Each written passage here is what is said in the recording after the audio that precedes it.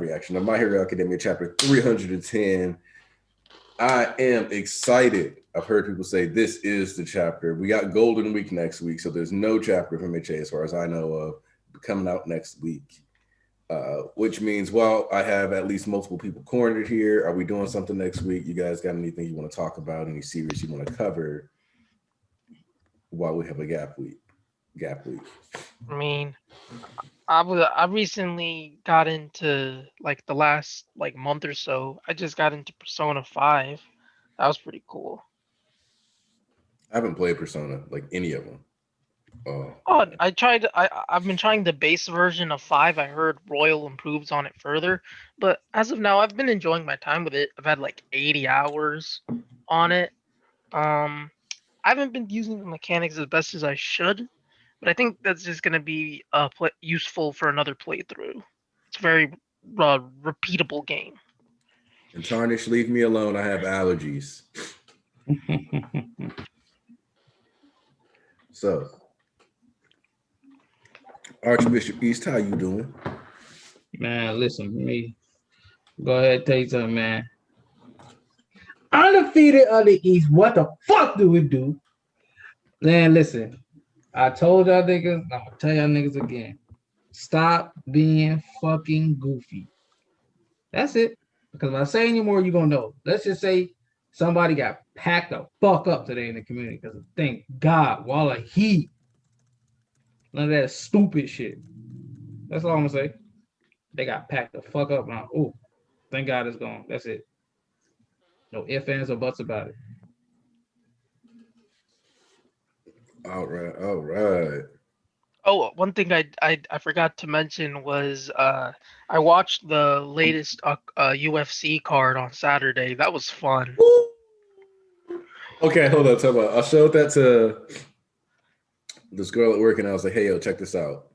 It's a victory for our people. It's a black brother standing strong."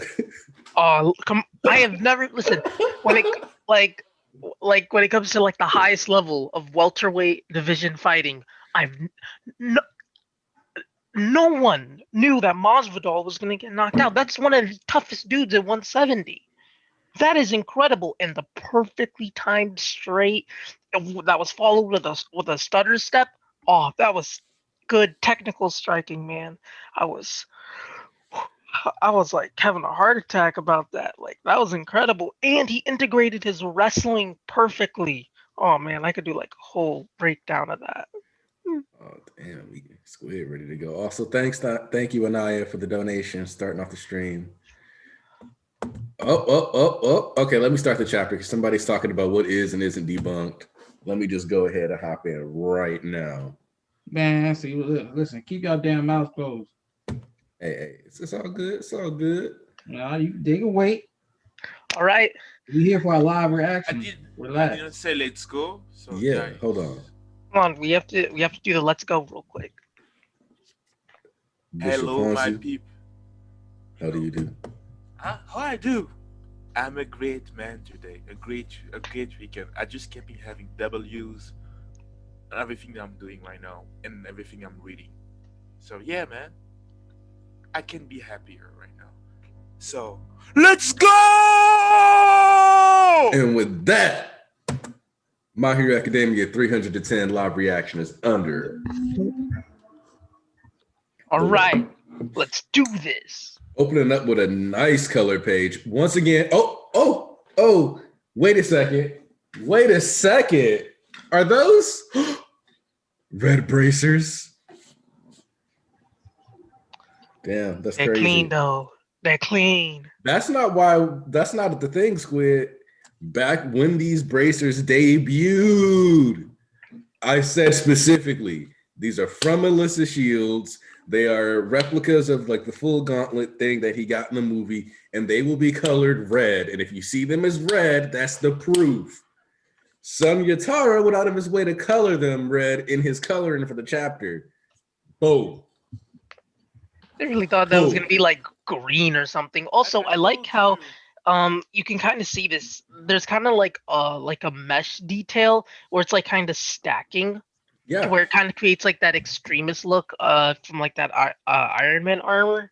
where it kind of like forms around the body. That's a really cool detail. Which again, it's Yeah, no, because nanotechnology. It's supposed to form like that.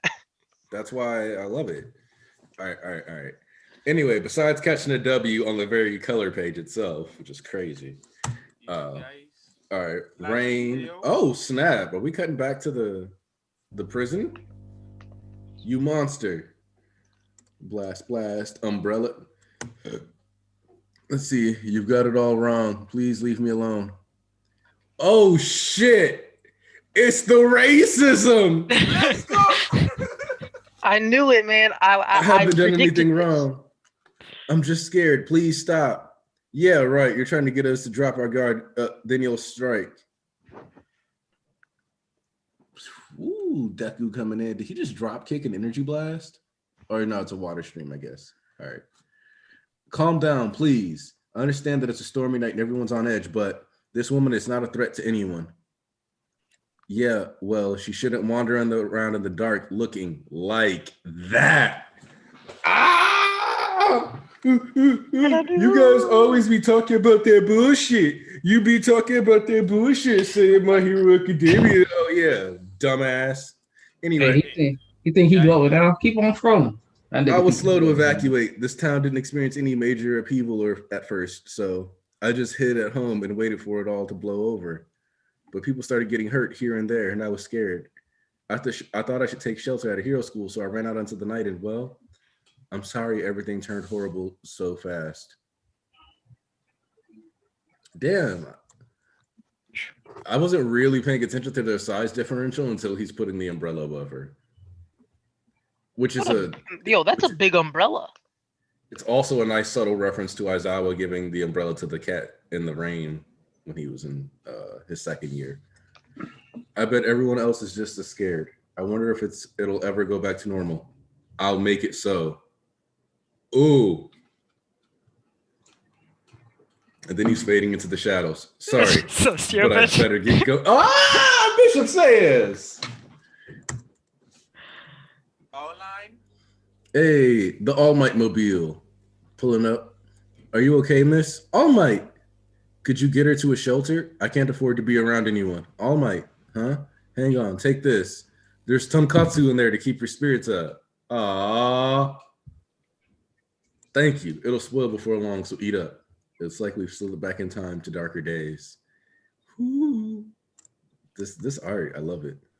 Gotham City, boy. Hey, now we got Vestige Ghost number 5, waiting with bated breath, hoping not to stand out, just like back during the advent of the exceptional. Shigaraki, All for One, Dabi, those Nomu, the League. We still don't have any leads on any of them. The authorities don't even have the manpower to properly follow up with the escaped convicts, so the investigation's going nowhere. Yep, the world's easy pickings for the bad guys. With All for One's quirk transplanted into Shigaraki, he was too strong for us to bring down even with Endeavor and Aizawa's help. Unless I draw out One for All's full power, I can't stop any of this. Now play nice, you two. Uh-oh, you have to cooperate with our successor. Inside One for All dream realm before Midoriya woke up, he needs your help to unleash his full power. I implore you, my heroes. And everybody's just sitting in silence. I implore you. Kiddo, how about you catch up on some other quirks in the meantime, especially Shinomari's and Ends. That way you can visualize them better when you wake up. That's not the worst idea. We lived through the harshest era. Banjo's the greatest user. Let's go. We are here. Finally. Oh, yes. So beautiful. Keep going. Yes. It just also, gets better.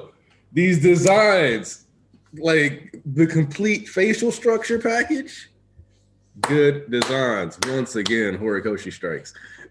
This man can't be stopped. Hey, that nigga off one will be handsome. I'm telling y'all now. Just wait.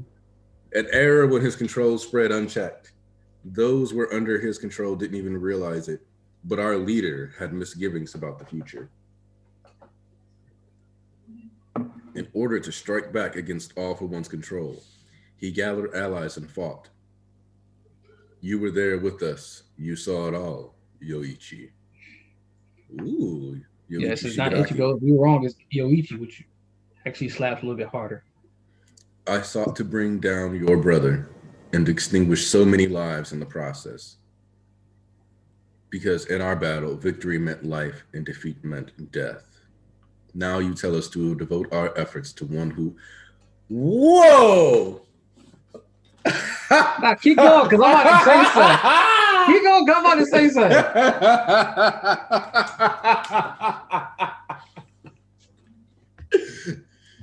Now, you tell us to devote our efforts to one who wants to save our mortal enemy, a boy holding on to such ridiculous delusions. Why does this sound so familiar? Man. I'm getting this sense of deja vu. I told you Why does it this seem is why so familiar? this is why I bought in that Yuji Avi right here. This is for this exact purpose. Listen, meta commentary again and again and again. Can y'all please shut the fuck up? This nigga cognizant of where his own damn story, bro. Like, oh Can my make theories god. and everything, but And the second was a straight killer, man. Ridiculous delusion, such a sad way to see it. Then tell me this. Why on that day, knowing full well of my ties to your mortal enemy, did you reach out to me? Comes even barging in like Bakugo, I can't. He was gonna blast that nigga. He was gonna air that shit out. Our battle never could have begun if you hadn't taken me from this room on that day. Besides, what choice do you have now? You know this is the only way, which is why you've chosen to appear here in the first place.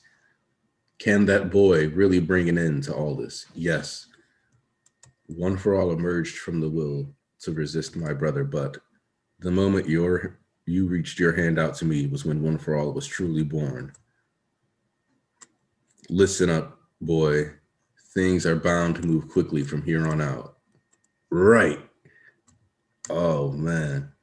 So if this guy is not somehow related to Bakugo, this can't be happening. He's so similar. Not just from how he looks, but even from how he acts. Look at that. It's really just parallels. It's the same way the fucking. Yeah, but it's like the same way Deku popped in to say Bakugo and raise his hand. It's the same way it flipped around here. It's literally just parallels. Of course it's parallels, but also like he looks like him. The attitude is like him. Like I was never a big fan of the whole Bakugo is this user thing, and I don't think that they are, but they are so similar that at this point I can't just say that it's probably nothing. That's the point to it. Like literally, that's why the parallel was set up right then and there when Deku took Bakugo hand when he fell over in the water. There's the same parallel when the Bakugo looked like. No. I see that. I see that. Of course. Are you saying like you almost want them to be related? Because I don't think that's the point. I always need them to be related because they look the same. They have apparently a similar way of being angry. And look how he's barging in the door, like he's kicking the door in. And I mean, I wouldn't call him angry. It's just that you literally seen the blood on the floor. Everything they just said, right? This wasn't the same air that we. No, I know, of course, but they were in kind of times of war back in that day. Like you seen what that nigga off one is capable of. Like when he. Hold on. It's just like even his body language is just like Bakugo's. I think that's why. So hold on. The reason why I feel like this is being a little overcomplicated though is because.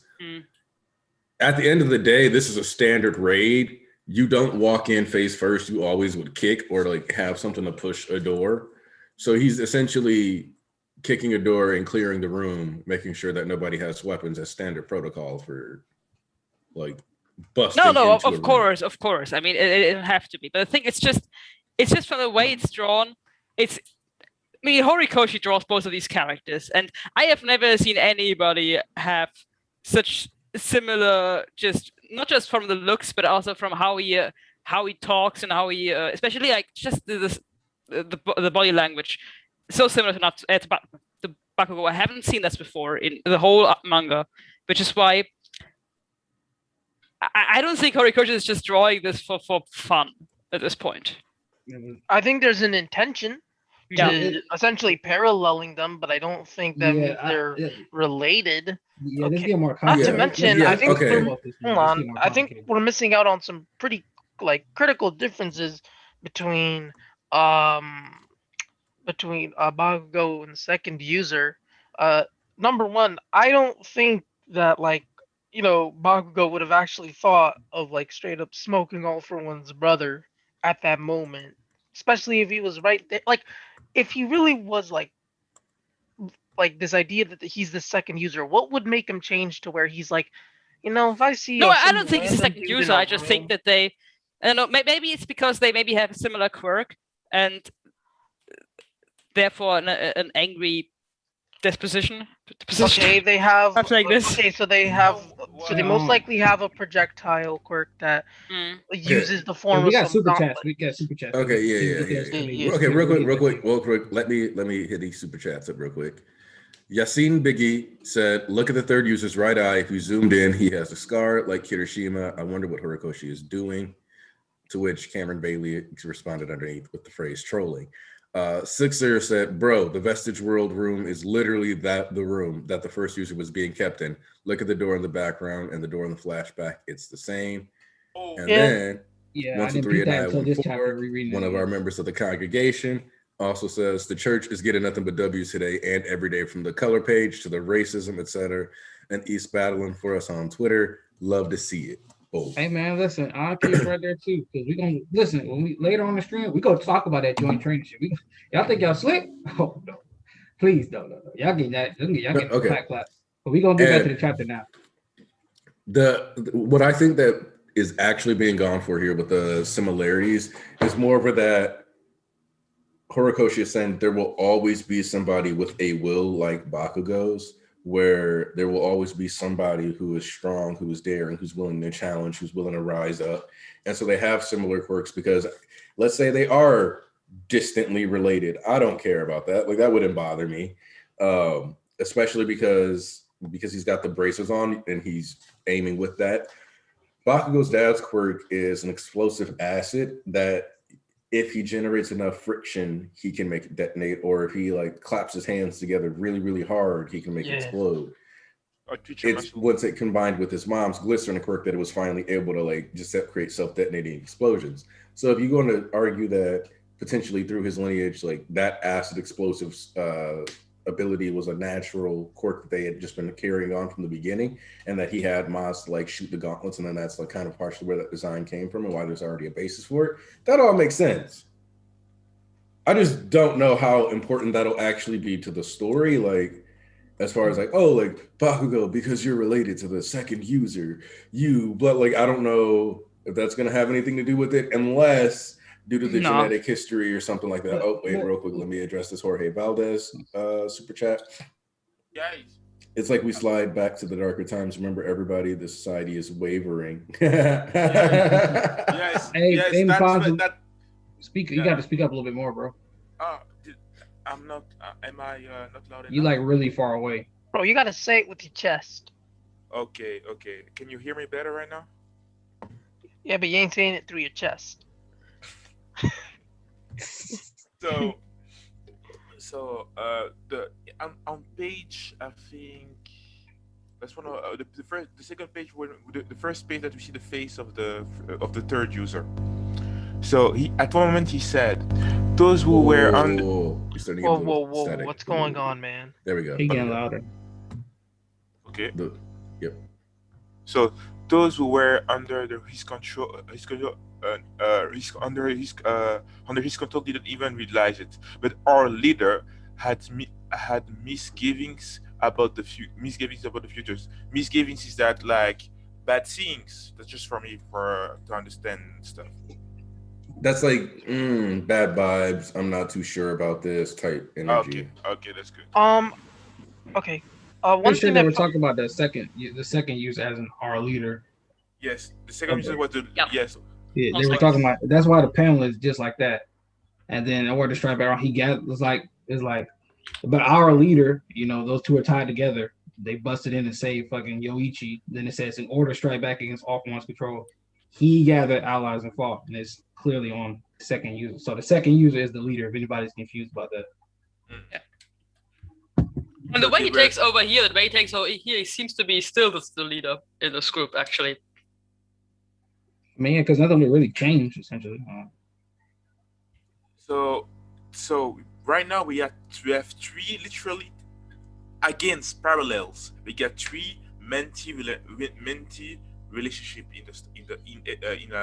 in one for all. So we get the second and the third, the second and the third, the f- the f- the fourth and the fifth and the sixth, and we get this and a 7 and 8, 7 and 8, 8 and 9. I forgot 4. Yeah, 4. We get 4 mentee relationship.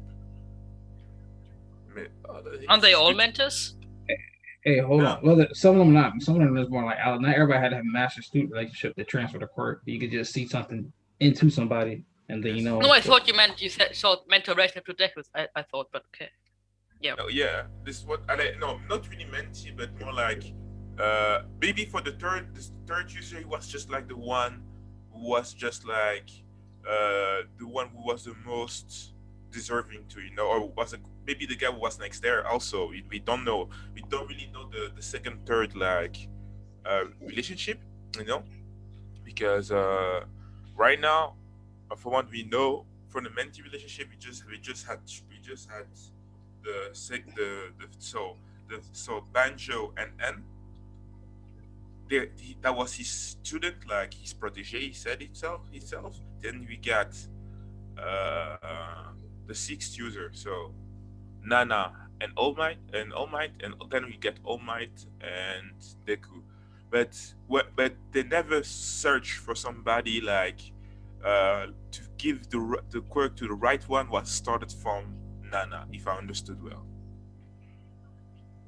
Yeah, but that's what I think All Might said at the very beginning, that they didn't have the time to pick and choose, but they just had to choose the guy who was next to them. Voila, they were just the untrusted. I mean, and it said him hold and on, Banjo. hold on. You see Anya? With that, I feel like All Might just didn't know as much about the history because, like we talked about last week, yeah, the users come in chunks of 3s. So Nana didn't know N like that. Yes. So in turn, she couldn't assume that all of them knew each other. And in the same way, it seems like Shinomori likely got the quirk and was like, these resistance niggas are crazy. Yes. Like, another thing to note is that they're not like from each like separate era. Like they're kind of separated into trios. So for example, the first, second, and third were all around the area of when All for One was at his most powerful. Yeah, actually all around the same age. The first contact. They were there. The first contact. Hold on, let me read out. Let me read out Anya's thing because it's very important. She said, "Let's get the stream to 100 likes and I'll donate $50." Whoa! Wait, what? Yes, that's what I was trying to say earlier, but I thought you were going to say it. You said something else. Anya, 1, 2, 3, Anya, the GOAT, one of the GOATs. She said, "Let's get the stream to 100 likes and I'll donate $50." Guys, you know what to do. We are like right now down under 50. We are like 127 people. So like that video, our stream. Keep like till the hundreds, even more. Just show the love. I think people check. Oh shit! New super chat. Jorge Valdez has a quick question. Hey, quick question. Did you guys talk about how the muscle flexing that All Might was using could be another quirk? I mean, he used smokescreen. So that's actually something that I've been finding kind of fascinating, is that there's plausible potential for All Might having like inadvertently started tapping into One for All's other quirks. But the only ones that it seems that he's talking about how the smoke would start popping up off of All Might's body when he would get tired. And the smoke would always activate specifically as a defense mechanism when he was in danger, which would make it more akin to like an inkjet, which since quirks are biological features, like that kind of makes sense. One of the things that I think is worth noting is that same imagery for the muscles rupturing and One for All escaping from under the surface was already used when All Might was injured at Camino too. So there is like certain and then there's the Vigilantes might sense stuff. There's a lot of like little stuff that makes it weird where it's like, oh, maybe it is an illusion. I think maybe it's like, but I think it's more like kind of to where you can interpret it as like signs of it showing, but I don't think it's directly going to be like confirmed. Right. Like I think at most you have like it's starting to manifest. Mm-hmm. All right, because time out. it makes sense for like little leaks to happen, especially towards the end of his run. Yeah. With Alright, it being time so to, close to singularity. Time to address this.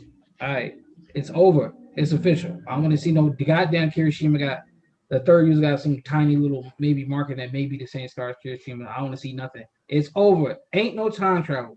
That stupid ass theory is gone. It's done. It's in the mud. When did Any garbage ass rationalizations y'all trying to make, throw them out the window. It is done. That is not Katsuki Bakugo.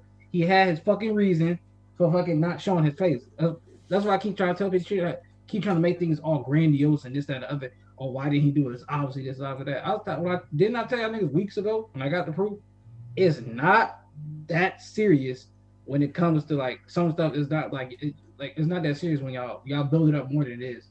And honestly, you and Say was talking about this last week. It's like at the same time, it's like people want to be spoon fed, but at the same time, it's like Horikoshi overestimates how much y'all really understand his story, like how you understand his story, and how he might not see something as important as you did.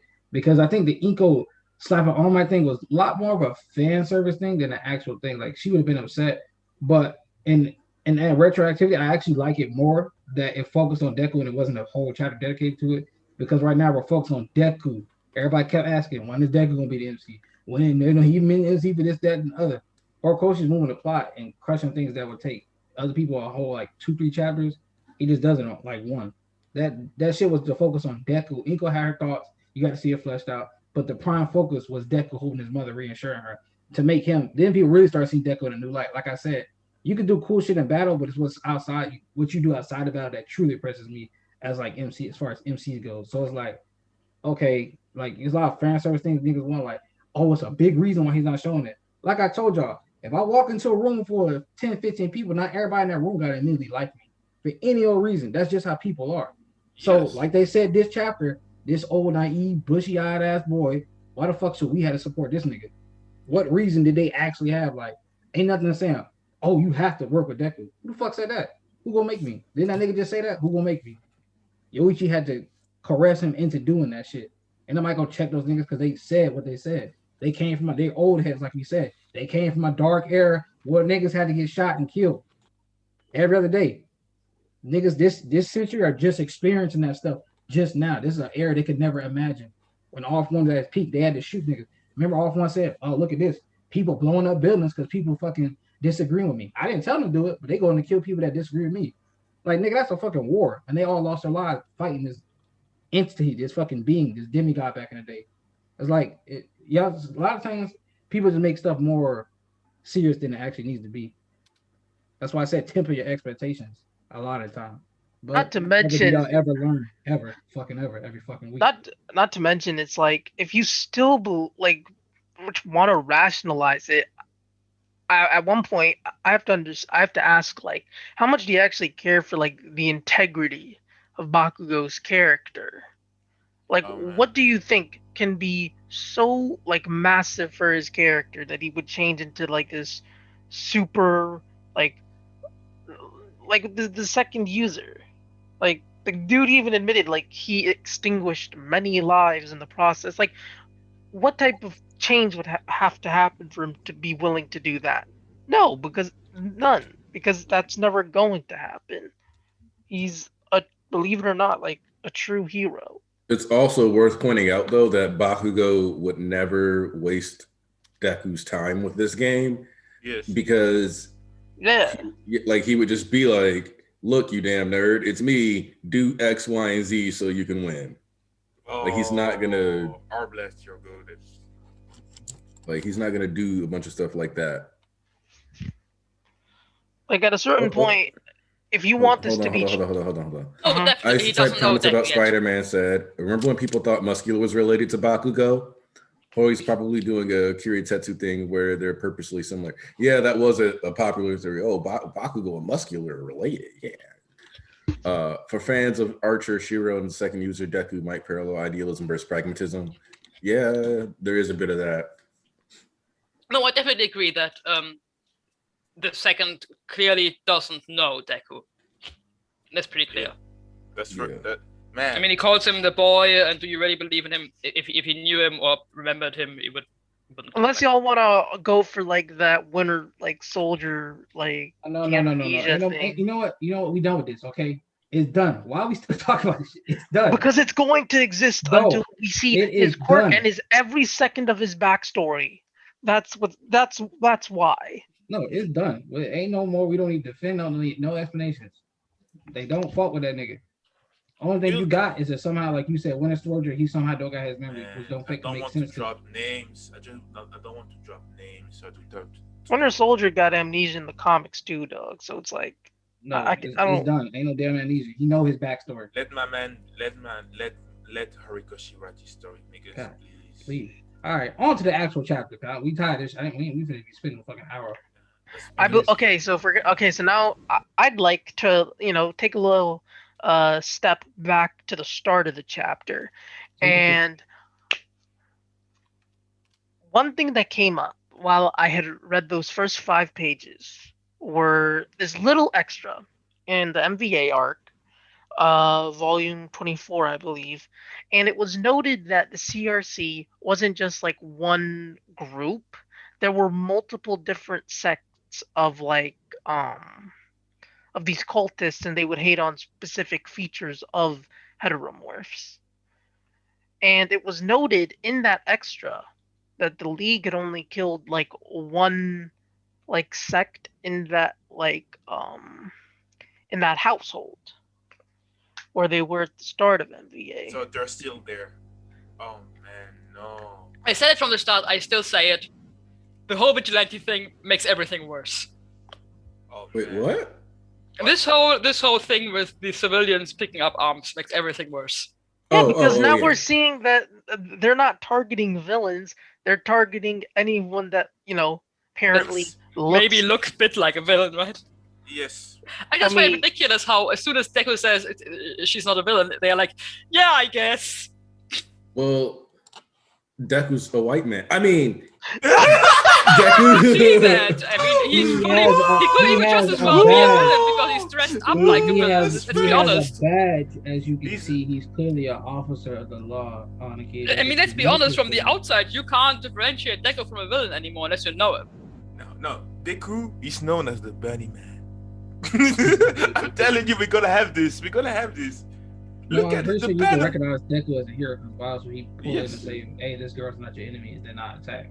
They're discriminating mainly because you can tell heroes wear costumes, like gimmicks and costumes. Yeah, but villains can turn. Now you could tell Deku pulls up, saves the screaming girl, and like she's not your enemy. If he was a villain, he would have attacked them too. No, right. They would discriminate mainly because they were this one was. But that's why ridiculous. They were like, yeah, I guess. I mean, we didn't know. Just okay, we go home.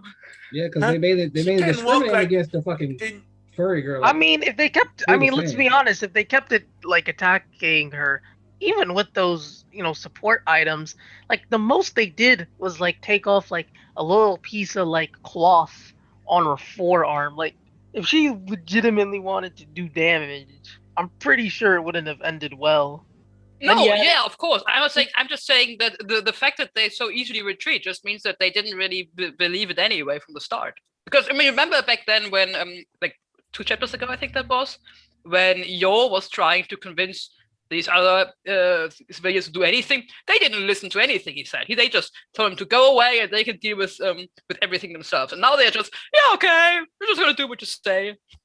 Okay, that's a different thing. You got to take with the people who Shindo talked to, I stand by. They were like, "Oh, it's like that in these streets." You know what? We can't generate earthquakes with our palms. Maybe we shouldn't be sitting here. Of course, but they needed some convincing. Yeah, but like, and these ones, like. Shit, like you want to fight somebody who just like speed blitzed whatever the hell projectile you drew? That's how I saw it too. Right. Hey, y'all want to read this super chat because I peeped that too on the official reread. Shout out to Young Midoriya 45, Deku the GOAT. Deku said, and I quote, "I'll make it so." Hey, y'all reread this like, who the fuck is this nigga? I'm like, this nigga talking shit, boy. I would have a better one. I would make it better. But yeah, I would make it so. It's so also good. It's also LA. It was Also, just- put it on my mom. You're supposed to read it like this. I wonder if it'll ever go back to normal. I'll make it so. I thought this fade into darkness thing was the most ridiculous thing in He the just whole starts trip. walking. She just God, starts make walking. it He so. just starts walking God, away, like please. He bubbling to didn't walk himself. away. He like half floated away. I Yeah, don't like, know what he did. he like floats away, talking to himself. We need to sign a petition, League. for that. When I'll bro. stop them all. I think he's working on his catchphrase. He's like looking for his "I'm here" catchphrase. Yeah. Hey, we know what's funny as fuck though. What I thought about for a while now, I've been thinking about for a while. You know when like Bakugo and them eventually all meet, like Deku, you were alone for so long. He's like, I'm not alone. I have them with me. And we can see all the predecessors, but in this nigga, but out in the real world, these niggas don't see all the ghosts in Deku head that exist. So he just talking to himself like a fucking crazy person. Can you imagine that? So they'll say you start talking to himself. No, I used it properly. You don't understand. You start talking to six different people. Like, what the fuck wrong with this nigga? That's my quirk. A lot. Yeah, like at that point, but yeah, when it comes to like those people just kind of attacking her, like the giant girl, right? I think they were like when they saw that a hero just kind of like just no diffed like a support item move with just like merely jumping in there. They're like, do I want to keep being racist and get stomped out, or do I like retreat and like kind of excuse it by, well, she looked like one. Like I think that was like kind of Be racist for another day, right? Yeah, you gotta. Yeah, it's like racism is a tactical decision. But I think this was. So I think this was hold a on. little The bit other more thing like, about that though is that Mm. you got to realize that a lot of times like the racist and like the nationalist hands kind of like hold hands, and on this one it's like heroes still are to a certain degree a symbol of the nation. So it's like, well, all right, I guess since one of these certified approved types done said these are the bad guys, these not the bad guy. I guess it's not the bad guy. I'll go home now. But I tell you what, Auntie, I see one of the motherfuckers on my lawn again. You be damn if I don't shoot that motherfucker. I don't know why. I kind of think about that now. I want a civilian to ask Deku for his license just once. How do I know you're here? Show me your license, please. I just came from a I don't think marathon of Captain the Winter. Wait, Ponzo, speak up a little bit. Really, I'm that low. I'm gonna fix the volume right now on my mic.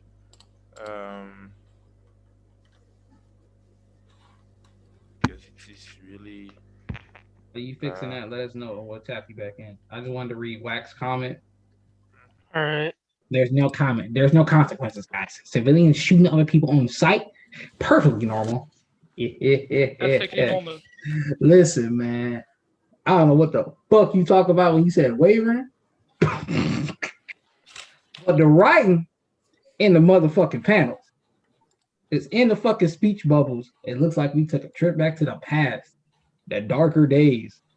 Come on now. The niggas talk about the fucking policing them ain't even got the fucking manpower to keep up with all the escaped convicts, boy. The sad part is that people are gonna stick to their guns over just admitting the truth, and that they just listen. Yo. There you are. Yo. There you are. Panzu, you tagged in. Oh. Hello. Ponzo? Panzu. Just when you think you got it fixed, then this happens. That's why it be Deku. He think he got this shit on the rap. He gonna pull up and get his ass beat. Of course he's setting y'all up, man. I love he keeps setting y'all niggas up. I've been waiting for that Shoji arc since 2018. I'm not laugh my ass off, man. He's setting y'all niggas up, boy. And it's gonna be so funny when y'all be looking goofy. All this optimism. They're gonna look more goofy after that Shoji arc, though. I know that's gonna happen. Hey, he said it. He willed it. He created. It's getting exposed now. Now we really got a reason, because we were talking about it before. Like, how does it actually come into play, given everything now? But now that you've seen these niggas racist on the street. Oof. So, are you one of them good mutants? All right, well, boy. Boy. Let's go ahead and throw in another topic. I was trying to Okay, wait. can you hear me There you go, better? nigga. Damn. Hey, Yeah. That's good. That's good now. Oh, so like I said, after watching the last series of the MC of the MC, oh, Oh my god. you, Damn, bro. They shitting on you today, man. you see this nigga the turned stuff into in a my robot. record. Oh, I'm turning into a robot right now. We hear you loud, but not clear at this point. Oh man. Depressing. I'm sorry, but it's like every time he tries to talk, something terrible goes on with his audio. It happened 3 times already. Yeah, but it's not just today. Like Panzo is really the guy to have the bad luck with the audio, always. I mean, sometimes East swallowed his mic last week. Yeah, that shit. I mean, everybody has problems now and then, but Panzo is always the person that has the most problems. Oh no, that was my mic I was swallowing. That was hardcore shit. Oh, listen, out of like everyone that's had like the most audio problems, like I think East was the one that really struggled, especially like in the earlier. Yeah, earlier streams. Yeah, that shit was wild. That's back in the golden days right there. Bro. That's Like, do you remember back in the day when Panzo was able to speak an entire sentence, but the most important word was always cut off, and you had no idea what he was saying, even though you heard that the shit entire funny as sentence hell. apart from one word. You'd have to you'd have to like go over it again and just like kind of like piece it through like context clues. It was just No, like, you couldn't, because it was just the one important word was missing, and then he's trying it again, and the same word was cut off again. Yeah, that mic was beating your ass, bro. That shit was purposeful. That wasn't no coincidence. That shit don't happen 3 times back to back. We got super chat out of key around. Hey, listen, like I said, like some of these guys owe their audio rent. Like that's just how it is, man. All right, we got one super chat out of key around, so I have to read it. Oh, No. I was just letting y'all talk. Asked you. Dim Light doesn't get the joke. Says, I just want to know if we're ever going to see the art from the exhibit from Atsu, or am I going to have to use the description and draw them myself? I'm just not as strong as the other people. Forget the rules. Hey man, I really do want to see the rest of the art at the exhibit. Hey man, listen, that's so funny how niggas go to Atsu that was chilling on that nigga. Can you hear me? Yes. One thing I'd like to mention about the exhibit is that that's going to be open till September. So if you can like get a ticket and like actually go to like the exhibition like before September, you should be relatively pretty safe in terms of being able to get in or not. Because right now they're going through like a major resurgence in COVID cases, and that's why it's been shut down till like early May. Shit. Yeah. Hold on. You realize like that nigga accidents talk about a leaker gonna leak the art because they can't get there, right? I mean, what That did they can't get there. That's why he asked it. Also, real quick, to the person who said you need to see guns used in the streets, gun ownership is pretty damn low in Japan. Yeah, I believe that. Like general access to firearms is pretty low.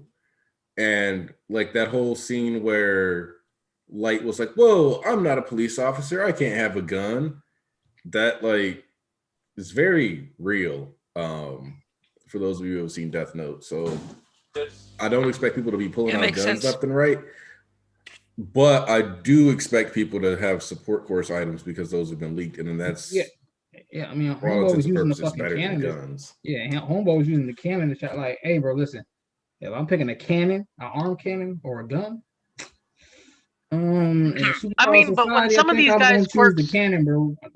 When some of these guys' quirks are looking this sorry, this trash, I think I'm picking the strap over that. To be honest. Let's be honest. Hatsuma is making a fortune, right? Oh, Yeah, I definitely see her in the Fortune 500. I mean, she's not officially doing it because it's selling to the civilians. You don't want to do that. But unofficially, she could be making a fortune. I mean, hey, listen, this is a great time for like all you support companies. Like, this is a good opportunity. You know, war makes money. Here comes the money. Money. Look who finally back. Oh, somebody kept pointing out from the art exhibit. I forgot who you were, but go ahead and type yourself again. I'll shout you out when you come back. but somebody kept bringing up the resurgence of the Ioma trade theory because that one big ass purple eye. It was revealed that it's actually fucking Ioma sitting underneath the purple eye. Okay, that's not Coming for out the now. door. Let's talk That's about the just pretty cool. chapter. I wasn't finished about the chapter. Well, we took you long enough to get back. But sorry. What do you want me to do? We was waiting on you. Thought we were and you was finished. gone for a good minute. It's not my fault if my university give me bad connection. Yes, it is. Just beat their ass. Bust in Nigga the like me door would like the whoop my second That's deal a on university. Yoichi. typical American Bust in the dean's door thing like to say. Yoichi, the second deal Yoichi, bro. Just bust in there with the strap. I'm like, hey, son, listen, let me tell you something. Yoichi is the name of the brother of Alpha One, though. Yeah, I said the second user busted in on Yoichi. That's what I just said. Okay, it's my bad. He's saying you need to bust in there like you the second user on your campus Wi-Fi and be like, yo. Don't they arrest you? Thank you. Welcome in Wow. Belgium. So Yoichi. So what means Yoichi? So his name is Shigaraki Yoichi. Damn. Yeah. Okay. Yeah. No. So I wanted to say is like after seeing like the Captain, the Winter Soldier, reading some Batman stuff, and I get this chapter today. Man, the feels. Deku is becoming one of my favorite MCs right now. Rebirth Batman is just down atrocious. No man, but right now, just like the way that he still like has his kindness, like because he's the type of character that would be more like a Superman, Captain America. You know what I mean? And but seeing him having the dark side of Batman with his outfit, I just want him to have the monster voice, you know what? The Batman voice, like That would be a bit ridiculous. The small boy with this monster voice. that would be perfect because in a world with quirks, everybody can have something have something weird. You know what I mean? Still, it will be because you can take somebody seriously when they say with a high pitched voice. I will make it so. You know what I mean? It will make it cute. But at that moment, that man was badass as hell. I mean, he about 17 now, or going on 17. He hitting puberty already. So he ain't got He should be 17 soon, yeah. Yeah, When's he's his birthday? going. He already hit puberty. Pretty So sure his voice dropped. it is something that we have to see. That Horikoshi is right now is showing us the work that he put to since chapter one. Chapter one. He's trying to show us what from chapter one. Right now, what I want to see is like, because I want him to see more the stuff that Shigaraki saw with the CRC stuff like this. Because right now, it's just a little taste of it. That girl she's just like big, and she had like animal type traits, and these niggas just saw her thinking that she was a villain. Damn, that's what we see every day. People getting killed today in USA or even in our country. People getting beaten by the police, literally. The Because they're scene is different. the scene is really eerily familiar to the chapter 1 scene, right? I What? thought. Yeah, Wait, in wait. chapter one, With this huge mutant who just want to be left alone. Well, That nigga was robbing a bank. yeah. No, a purse. He was robbing a purse. It wasn't a bank. It was a purse he had snatched from some lady, yes, and which wasn't very nice. But I don't think it deserved like a whole takedown by two like upstarts in Conway Woods. not only this, the first chapter just set up already little stuff that the people were saying about how people can not live with that some people have problems with their own quirks. You know what I mean? And people like him, and the way that heroes saw villains directly, like they were like monsters. Oh, you're doing you're like use your quirk in the middle of because you stole a purse, man. You're evil incarnate. I'm thinking to myself, nigga, why did you steal a purse? It's bad, but calling him like he was like the devil, man. Yeah, Poison Tree, you got a point. To be fair, that's what we were talking about Friday. It was like, to be fair, it was in the dark, so they mistook the girl to be a large, terrifying villain. But that's kind of the underlying thing of racism right there. Is because Y'all know I'm a nigga in Okay, Atlanta. but Right? her. Hold on. Let East talk. Let East talk. Go ahead, man. I know you. I know how you like to talk about that racism shit. I'm speaking up. You know, I'm a nigga in ATL. All right. Now, if a white cop, we're gonna keep it a buck. I ain't fucking sugarcoat nothing. A white cop see me based off me how I look and my appearance, you know, and he automatically, or he see me at nighttime, he automatically assumed the area I'm in or what I look like, that I'm a threat.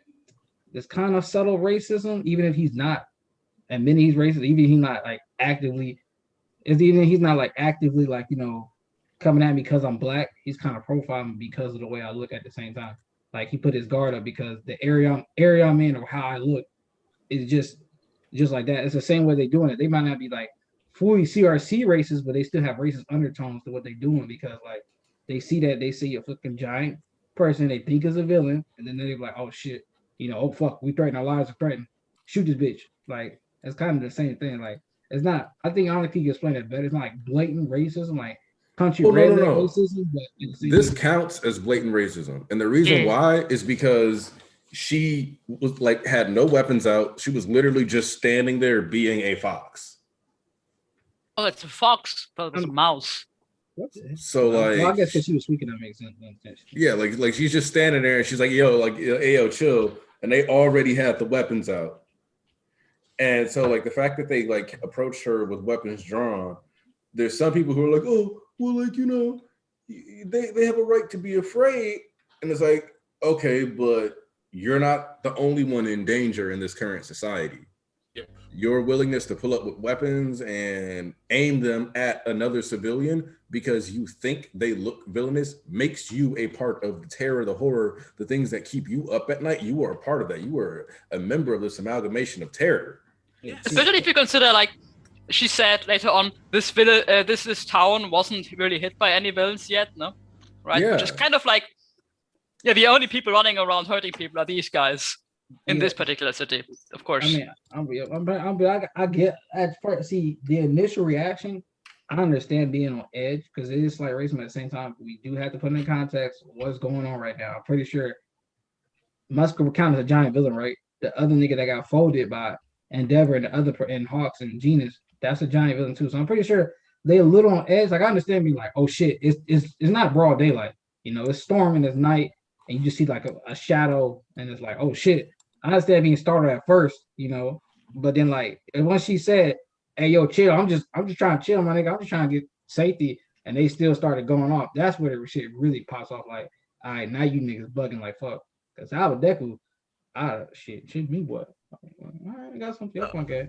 But he a different person to me. It is not. And then that girl is just a fox mouse. People can have multiple animals built into one. Nezu like a fucking rat, bear, dog. So. There's no reason just to name her as one animal. Yeah, like that's the thing about it. Is the thing that Horikoshi writes really well. It's about how the society is like just like using like our society that we live on, even in the West, to reflect on this in his story, because still today we have like reflexes, like you said, like putting your guard down. Because history has its effects till today. It's normal. The past has an effect on the present. That's logical. That's why. That's why because people are built to sometimes to think in certain way of certain people. They learn that at home, at school, from their work. You know what I mean? Racism is something that you get taught. You know what? You get taught. Because the first contact is not always violence. Sometimes people just are curious and want to communicate, But when you're told from your young age that these people are dangerous, you keep it in your head. And if they tell you every day at work that watch out to that neighbor, there's messed up things that happens there, you will have your guard up. That's the thing about it, is that it is, and that's what we see in My Hero Academia since the beginning. And they have it like talking about in their own language, about like the way that Shoto, Momo talk. It is like interculture even. You know what I mean? It's like they're talking like joking, it's normal, but it is because they normalize the thoughts like this about people like who don't look like the former humans, I would call it, look like this, are seen as villains. Because in the beginning of the My Hero Academia world, that was the point. People, when they look at like for you, they were different than normal humans back then. They were, you have the CRC stuff. They will get killed. You know what I So mean? that's kind of one of the things that I liked. And especially when you go back and you look at the USJ, most of the people, if not all of the people who attack the USJ, Yes. have transformative quirks. Mhm. That's the thing about it. It is really, and we get it also in the movies with the other villain, Chimera. That man was just because he was put because he was seen as a monster because he looked totally different, and in a world like this, they really live like for 200 years right now.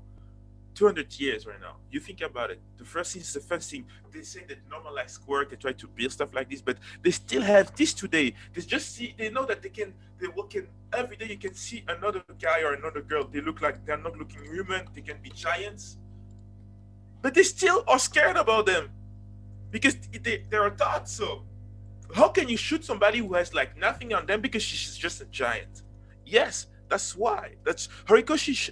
There's some stuff that he put realistically in his story that happens every day in our world, and he put it in a story just to give the depth of the reality that how it is.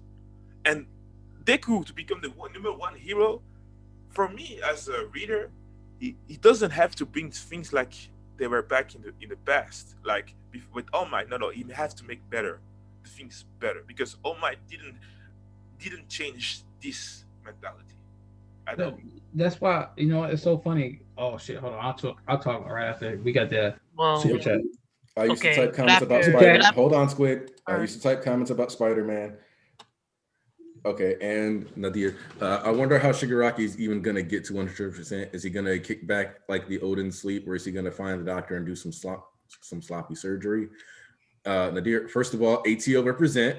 Second of Here. all, it's funny how last week y'all brought up how racism is written in Vigilantes, then Hori brings it back. Hmm. That's parallels. I'll go first for a Shigaraki thing because I actually was rereading it because I was talking to somebody on Twitter. People kind of misunderstood what was going on, or I think you just should reread it. But Shigaraki doesn't need Ujiko to get to 100%. Remember, the surgery is already complete. It just takes a full 3 to 4 months for the quirks to take root. He was in the cryo chamber so he could easier get the burden, and the process would be easier for Shigaraki for everything to take root. He was already done. All he was doing was maintaining his vitals, going back to check up. It wasn't like I need to do this and insert this, that, and other. The surgery was already complete. All he was doing was just healing for all the quirks to take full root into his body. And like Ujiko said, I just had him in a tank so he could better endure the burden of the process it all taking root and it fucking coming together. All he need to do was rest, let his body heal back up, and everything manifest, and he good to go. So they don't need Ujiko. But I understand why you would be like, where's Ujiko at this time? Because All For One wouldn't just let that nigga sit, especially they had the info to find out with Skeptic. So, but that's my So, point. can I have Yeah, like my little take yeah, about you got what you got happened? the floor. Go All ahead. right. So, one thing I see, and you can actually kind of relate this to a real life. I see like a conflation of both someone's appearance and their criminal status, and I think this is fundamentally what's kind of built around a concept of beauty. Like for example, I still think that even after like the 100 plus years after being divorced from like the first generation, I still think the society of my hero is still basing their standards of beauty of what's expected from the human form, and you're going to see this a lot in like a lot of ancient cultures, etc., about what is like the ideal human, the ideal man, and I think that's still based the on someone who isn't physically like distorted. Again, the like an emitter, for example, I think that Shoji, right? His mask. He wears that mask because he essentially scared like a little girl when he was younger, right? And you get like these hints throughout the story. You get like Spinner's backstory, and all throughout the story, you're kind of getting it's being built up that still like fundamentally heteromorphic quirks are still seen as inherently more villainous and more scary than emitters because of the fact that their basis for what's traditionally human is still outdated. Yeah. And you're kind of seeing like those hidden like uh bigotries kind of coming to light in this chapter. I agree for the most part. I think that the image has evolved a little bit in the regards that they are more open in regards to eye color and hair color. Because And let's be honest, the most often regarded as beautiful character in the show is probably Shoto, who everybody who meets him just thinks he's a beautiful kid. And while he is conventionally attractive in terms of facial features and stuff, his hair and eye colors are not quite what we would today consider normal. Yes. But for the most part, in terms of the overall shape, yeah. that's what I'm like fundamentally talking about. Like the human form, like the standards of beauty in that world are still extremely outdated. Yep. And that's why I think the treatment of this lady with a giant quirk uh happened the way it did, because those underlying bigotries are still there. It was just hidden under, well, this facade of peace. If everything is seemingly working just fine, you don't have to expose that side of you don't have to expose some more virulent views on people. You can kind of hide behind a mask, a facade, but when things are so much more dangerous, you're given more room to act out and kind of, and this is on a collective level as well, to where it's an entire societal regression. And that's one thing I predicted that was like, I think I was pretty on the ball about.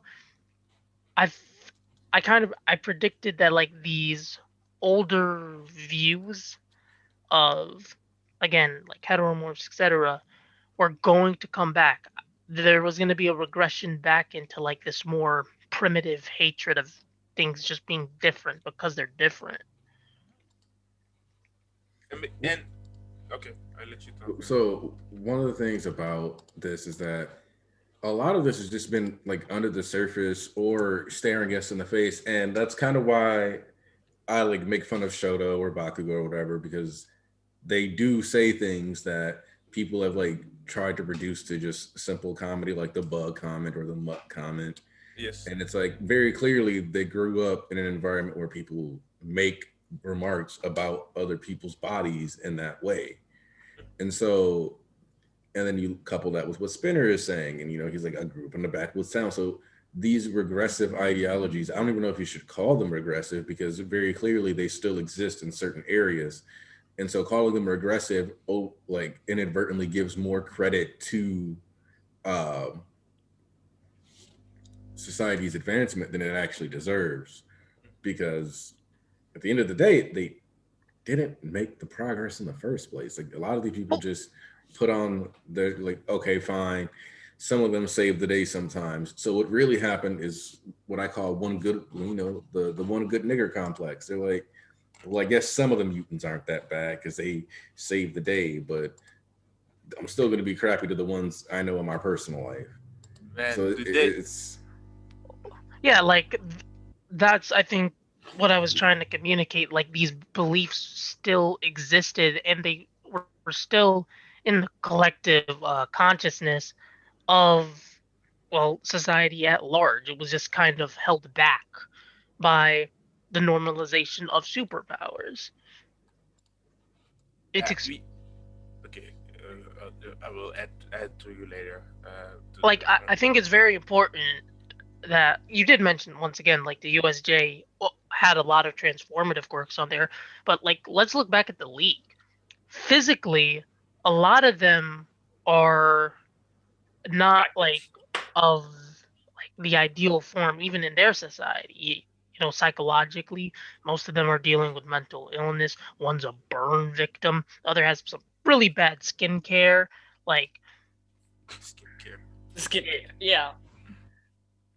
I mean, if you want to go even like further into real life, it's kind of implied that, Magni kind of faces ostracization for, being transgender. Yes. And even now in real life in Japan, that's still a very real thing for transgender folk to experience. Well, this is something that I think we had somebody in the server one night, and I was pointing all this stuff out to them, and they were like, "I don't think any of this matters," and I'm like, "All right, you got to get out because all this stuff has been set up in the story the entire time." Yes. And I just think. Go ahead, Sayers. I just want to say that I don't know if regressive is the right word, because obviously this discrimination against mutant types is new, something we don't have because we don't have these mutants. So it's kind of odd to call it regressive. If of course it's still the same route, but it has progressing. It has just not progressed in the right direction. Typically, when I use the word progression, I typically mean it in a more tolerant sense. I mean, this is a very modern version of discrimination for these guys, but it's still the same discrimination. Well, it runs on the same thought process. Hold on, real quick, hold on. Yeah. Nadir sent a donation. The heroes who look like villains ranking should have been a bigger indicator of how the society thinks. Two citizens. Yes, I would just want to say that. Nothing to worry about, but the Gang heroes Orca. who got ranked would be high key insulted. Yeah, I wanted to add this too. I wanted to say this about Gang Orca. That was so. I was shocked the first time that I saw this. I said, "What? He looks like the hero with the looks like more like a villain." Number 1 on that list is number 10 hero on the billboard. I thought to myself, why do you make things like this about heroes? Was he number 1 on the list? No, he was number 3. No, he was number. I want to know the other 2. I just want to. Number 1 is probably that Shishida hero, the lion one. I can see that. Just because he's got a lot of Bakugo energy in his personality, and he's a fucking lion. So the lions are cool. People like lions. I mean, lions are cool, dog. I mean, yes, but I was shook. So yeah, you have all this stuff that's just like casually in the background, just like even Deku calling Piccolo a villain in the Jump Force game. Yes. Oh, That's just to show the how normalized it is. I love that comment because people say, Deku is racist, but just because in his world. I was going for a second. Why is everybody saying you're right? I guess you were right, East. And East was always right. Young Midoriya said, "In Deku we trust 307 to 310 have been Deku feasting." Yep. Hello. I'm asking a question. Yeah. Why I come back to the chat and Raphael and Endot talking about East was right? Oh, what? And What you saying? Tarnish asked where I was at. We were just talking about something, but I didn't read it. We were talking about the villain rankings, the heroes that look like villains ranking. Yeah. Now it's basically just it's basically pretty discriminatory. Yeah, it's like saying which one of these black people who looks like more like a villain, but he do hero's job. So I bet there's at least one harmless-looking hero who wants to get on this list. So the other thing though is that now you got to ask yourself if Gang Orca falling out of the top 10 was because of him, like his hero work or other people putting on a better performance, or did Yoroi Musha stay in the top 10 because he secured the nationalist vote, and people who were like, well, killer whale person, well, I guess I'll vote for the samurai. That's more like the old times. Yeah, or maybe he just didn't increase in the rankings and fell because he spent the whole year training. I missed the Jazz Festival reference. Fucking shit. Listen, I've been like consistently like claiming that the reason why Gang Worker got through out the top 10 was because of racism. I've been saying that since like 2019. Really? Yeah, I've been dead set in that belief because there are people that I'd argue did not have a good performance at Camino, and they got a dub in terms of like popularity, etc. Well, I mean, Right now, the only because you got to think about the mutants. Pussycats compared to them. Because the Pussycats had all the kids in the camp. They lost one of their own, and then they got folded by all for one. And like, well, they catch some known, but they kind of lost the kids, and the kids got injured, and they pulled up. So like, compared to Camino, like they put up a fight against all for one. So there was really no L's for them like that in the eyes of everybody else. But the Pussycats lost to the League of Villains, the new upcoming League of Villains, all on their own. The all for one shit you could let slide. So my thing though is that I don't think it's the kind of possible- directly stated that like a lot of the heroes involved in the Camino got a popularity buff. Yeah, all of them basically. So the fact that Orca allegedly got a popularity buff and didn't keep his spot is strange. Because Genus, without being active, got such a popularity buff that he stayed top 5.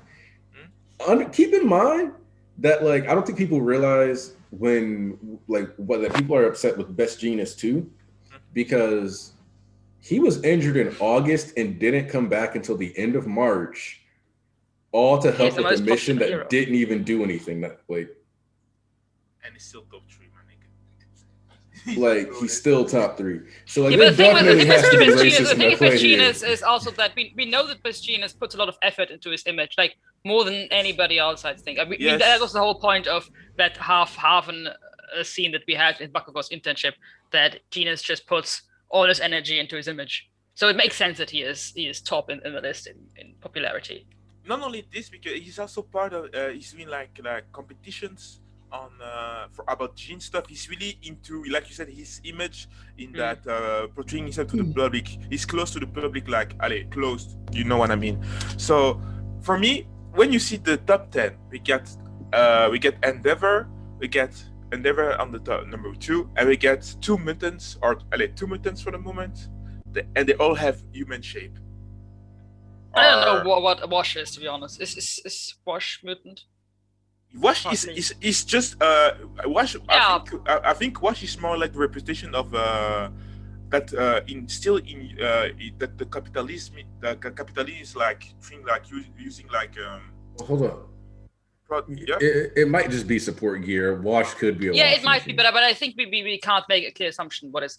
It definitely isn't conventionally attractive, Wash. At least not to be seen. Just look at Wash like you look at what the fuck is 13 basically. But hold on, real quick. Even with that whole Best Genus is a martyr shtick, that is still months of actively saving people that his popularity just superseded all else that these other people did. So that's still wild. That No, I do understand it with Best Genus. Best Genus has, I think, 3 main factors speaking for him. One is the martyr thing. 2 is that he puts so much effort into his image as a model, is in challenge in competitions and so on and so forth. And 3 is that he already is that high on the list anyway. The thing is, if most people will just pick one of the top 5 to 10 heroes and not really care about the other 1,000 people that are below that, they just pick one in the top 10. And I think Best Genus is as good a chance as a choice as anybody else. If you don't want to pick the obvious choice, which is All Might, and at that point, if All Might is gone, if you don't want to pick Endeavor, if Hawks is too young for you, then you're stuck with Best Genus, and you have no reason not to like it. So why not? I think it's just a major advantage when you're already in the top 10, because you can see it with Endeavor. Endeavor is a character that is many people don't like, and a few are very iffy about him. But he's still number 4 in popularity, and that's not because he's very likable. That's because he's so high up that everybody has an opinion about him. I mean, he's also solved the most cases, though. Yeah, but he's not liked because of that. That's something he does. Well, but really, every time you see someone an interview about him before Fukuoka, they were always saying I'm iffy about him, basically. And Hold I up. think that he is number 4 because he is top 2 hero, and people just like the powerful heroes. But that was my point when I said he solved the most cases. Like people are gonna vote for like there's people who, even if they don't necessarily like him, you got to realize that like they're like, well, Endeavor saved me. There's a lot of people who have been saved by Endeavor. Yes. So like they. So you think he's top 4 heroes just because everybody has saved voted him? A lot of people would have probably like if you No, I know think- like if you live in Endeavor's town, It's a tough.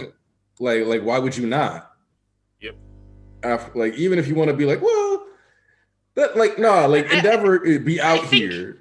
I mean, of course, it's a thing if you're safe, but I think that's taken too easy. I really think that just being on number 2 means that people will like you. It's just like the good clubs are always the people. Some people just stick to the people that they know will be successful. So they just pick the number 1, number 2, number 3 heroes. And I think Machines has the same advantage that he's just number 3 hero. And some people say, well, All Might is too obvious of a choice. I don't like Endeavor, so I'm going to stick with Machinist. Wait. Oh, random change. But when do you all think Quirk Doomsday Theory will come again? And how would you like it to go? I know this will never happen, but I would like someone to go Scarlet Witch and do no more mutants on people. Okay. I'll take this. I'll take the Okay, so I've always said that there's potential in Aerie becoming a Scarlet Witch character and no more mutants being like what her plot like turns into. So I'm not gonna hold you on that one, but y'all got it. Yeah, so the way I see that one was because a lot of people feel like all right, we're gonna do the Rose Gallery, right? Now I'll take Aniki what Anki said and I'll flip it even to more of a Horikoshi stance. What better way to bring back the villains but not have him fight everybody? Muscular was the only one that would really keep up with him. I can see Stan getting the buff because he was going easy before, and that nigga is built different because he went like 10K miles from Tartarus to the mainland. So that nigga like entirely built different. And let's see what he like when he gets serious. Of course, he's not fighting Gentle again, but people kind of forget that I think Shizaki not as hard as these other niggas, all right?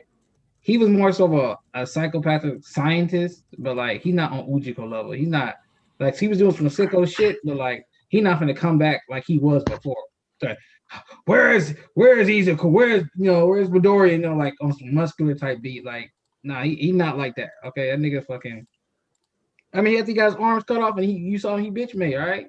The way I see him is that I don't see All For One, because people keep talking about, well, what All For One will probably use his quirk.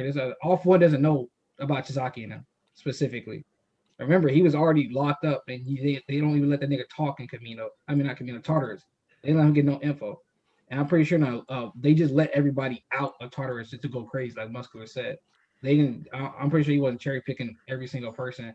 He didn't know Chisaki, and some armless nigga was like, I think you got a nice quirk. Nah, he just let everybody loose, said go crazy. So what I see Chisaki is that since Ujiko not gonna help them niggas, and they have no other scientists in the world, I feel like Overhaul be the only person they had to help them ratify or have some way to combat in this, because Ujiko not gonna give a fuck about the future unless Shigaraki says something about it. But they have no help as far as scientific engineering goes when it comes to quirks. And if Shizaki is to come back, which he most likely will, 100%, that'd probably be the better explanation of them, us having more backstory, and then them two talking on that entire thing. And that does help Aries plotline over and Shizaki too. Because the heroes just won't let that nigga just stay in a coma, like, you know what I'm saying? Like, I can say, like, hey, you help us, we do this, because it's not they have time to be picky and choosy who they working with when you got the second coming of fucking All For One around the corner. Like, I wanted to just to. Wait, you're quiet again, Ponzu. Okay. Can you hear me right now? Yep. You're a little quiet, so just make sure nobody cut him off. Okay, that's good. Part. So, like I said earlier about the fact that even the mutants that we see right now on the top 10 heroes are Hawks and Mirko. They're just human-like with some part of their body, like Ojiro, Mostly attractive for people. You know what I mean? So, and still today, people are making like today the fans of My Hero Academia are making like of these two people a lot of fan arts. You know what I mean? It just shows you how people are also in the world of My Hero Academia. It is weird to think about it, but it is they're fetishizing these people too. So it's really interesting that Horikoshi, when he writes My Hero Academia, he puts some little stuffs, but the details makes everything really, really. And I keep saying to every more than I'm reading this story, more I'm respecting this man. Myself as a writer, keep reading books and stuff. This man really is like he's doing an amazing stuff. Really, if you can see that, I'm really sad sometimes for you. Okay, Squid. Huh? Dude, I'm hearing like a huge buzz in the background. Yeah, me too. No, it's gone. Now, Okay. I don't know if you know this or not, but I have actually really sensitive ears. So when I hear that, it's mind-bogglingly. It makes Yeah. me in pain. There it is again. I can't hear the buzz, so it's not coming in on my side. I don't. It's not coming around on my side too. I can hear the buzz. I'm alone. And I think it's Anik. You're blinking yellow when it's. JJ, if he does that, that'll be Kurogiri's last. That'll be Kurogiri Shirakumo's last stand, and he dying after that. Whether it be he malfunction permanently or Shiggy kill him because his best friend is gone, one to two. Shit, that may be how Deku get away. You know, when I think he get his ass beat by Shigaraki and All Might die. Oh no!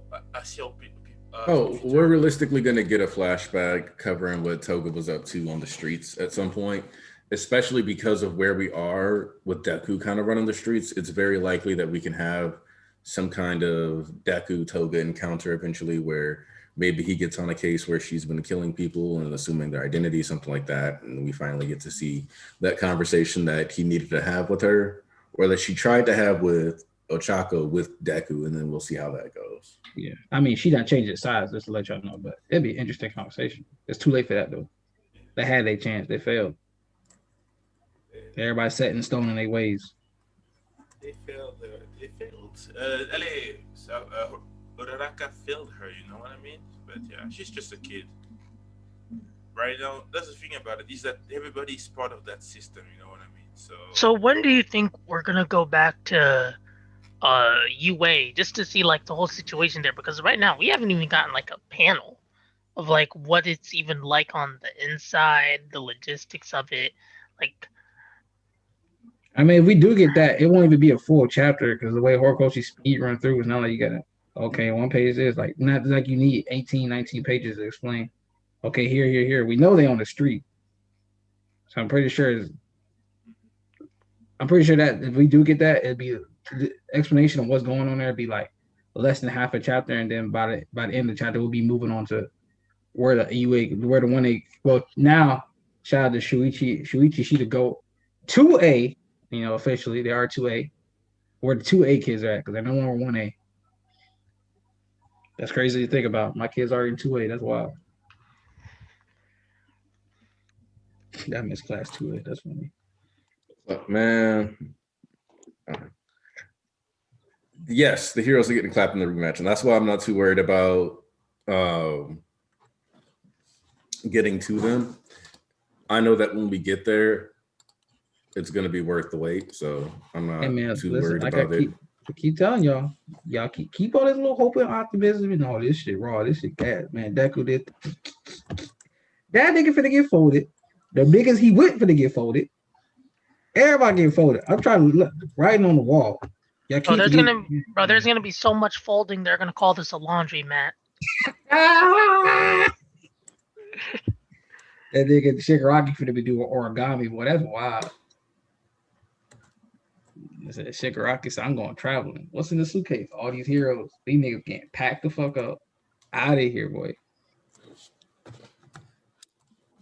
And also, I just want to point out that like the hand reaching out to Yoichi is like the hand reaching out to Shigaraki. So, somebody does know what means yo in Japanese, and Ichi's number one. I know that, or one, but yo, I don't know what it means. Yo. I think somebody said that means gift giver. Huh? I think somebody said that means gift giver. As in gift giver, that you give somebody a gift. Oh, I the think they fact just that it's either that part or ichi means that because some Japanese things have like different multiple meanings. But it's either yeah, that part. One of the the parts of the name means gift giver. They said in the chat. Whoever said that. okay, nice. Oh, Listen, Spectral Dynamite. I don't want Deku just gonna suffer. Ain't nothing I can do. I'm not delusional and trying to write the story the way I want it because my head can't this, that, and other. I let my see why I win every fucking week and I never lose? Because I let my author, my manga, my top one nigga write his story. You know I don't lose because that nigga know what the fuck he doing every week. I'll be like, no, I let him write his story. If I'm wrong, that means he got even greater plans than I could ever imagine. And once again, he know what the fuck he doing. Like I tell y'all every week, each faction don't lose. I hate to I'm break just it. not blinded by all this fucking optimism he throwing out there because y'all niggas gonna be fooled when Deco get folded. It is not gonna be me up there like, oh my god, down bad. I'm like, I told y'all niggas. That's what I'm gonna be like. Cause I'm not fooled by this optimism. What did he tell y'all when this nigga wake up? He folded everybody. How they gonna find shit right? Give me a logical explanation on it. Beyond coincidence. And even they did find a nigga by coincidence, they getting their ass beat.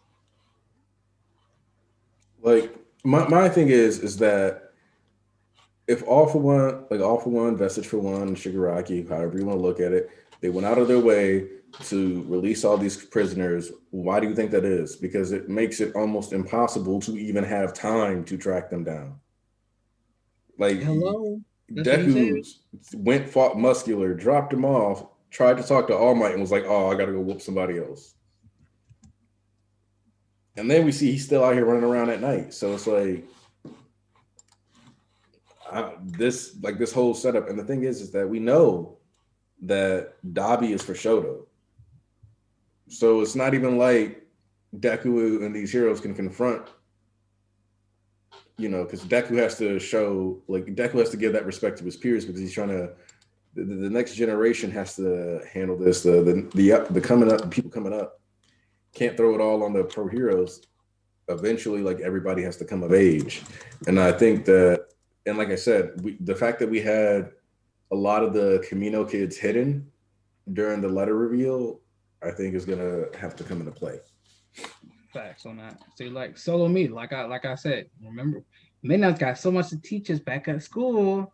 I hope we always smile. Like everybody be smiling by the time the cherry blossoms fall again. Who smiling, nigga? The evil niggas make me smile, but the damn sure ain't the good people. They got niggas living in Oh shelters man, and fucking fortress and sanctuaries. Like I said, y'all want the villains. I'm telling you, there's a reason the villains have not been shown. The heroes announced they plan, and guess what? That shit went south. The villains are in the dark for a reason. Because when Shigaraki starts his conquest, nobody is checking that nigga. Did you guys read my first super chat? And have you seen people say that the reason Joint Trainer looks good is because Bones didn't start working on the movie until NBA? Oh, I'm gonna let you handle that one. I did not hear about that. I try not to put too much stock into people's predictions on why or what will make the movies or seasons look good, because even with a movie, I feel like Bones and Shueisha would have noticed all the success and the power of good adaptation in these past couple of years and decided to crack down harder too.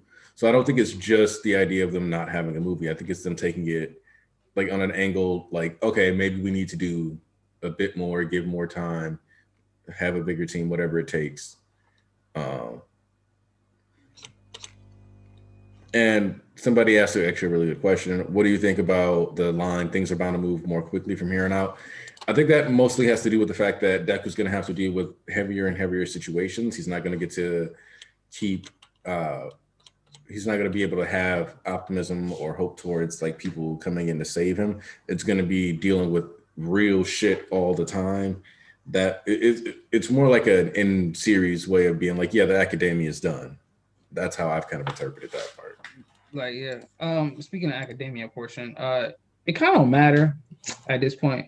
They ain't no homeroom teacher because school is not like that no more. They're not focused on education. You see Shindo them niggas out in the street, right? That's the point. They like they just said, they're not focused on school.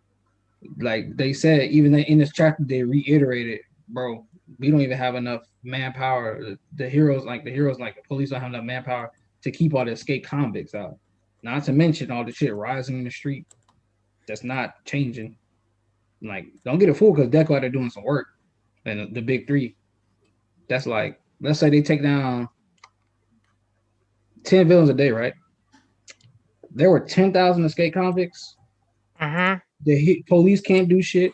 The heroes' numbers went way the fuck down. And to add on to that, there's new villains rising every other fucking day, taking advantage of this. I've been telling y'all if 90% of them didn't retire, the situation wouldn't have gotten this bad. Like, bro, at least he had like, because like, I'm saying like now it's terrible. But when Shigaraki freed everybody that he had, when they were on par, maybe a little bit stronger than the niggas. Okay. Like that whole city's just down atrocious right now. You mean the country, boy? I mean, city, country, in general, And the atmosphere, the modus operandi of the setting is just atrocious, just down bad, permanently. so the other thing that I kind of like about this chapter is that it hinted at one of the big issues that I thought, and I knew it was going to be a gradual thing, and I don't think people were fully grasping the ramifications of what happened, but the ground zero area went bad first. But the fact that there is a 80-kilometer stretch of ground zero that has 5 kilometers on either side that is damaged area pretty much destabilized that is miles upon miles. It's like that's the equivalent of an entire city essentially getting wiped in a straight line though.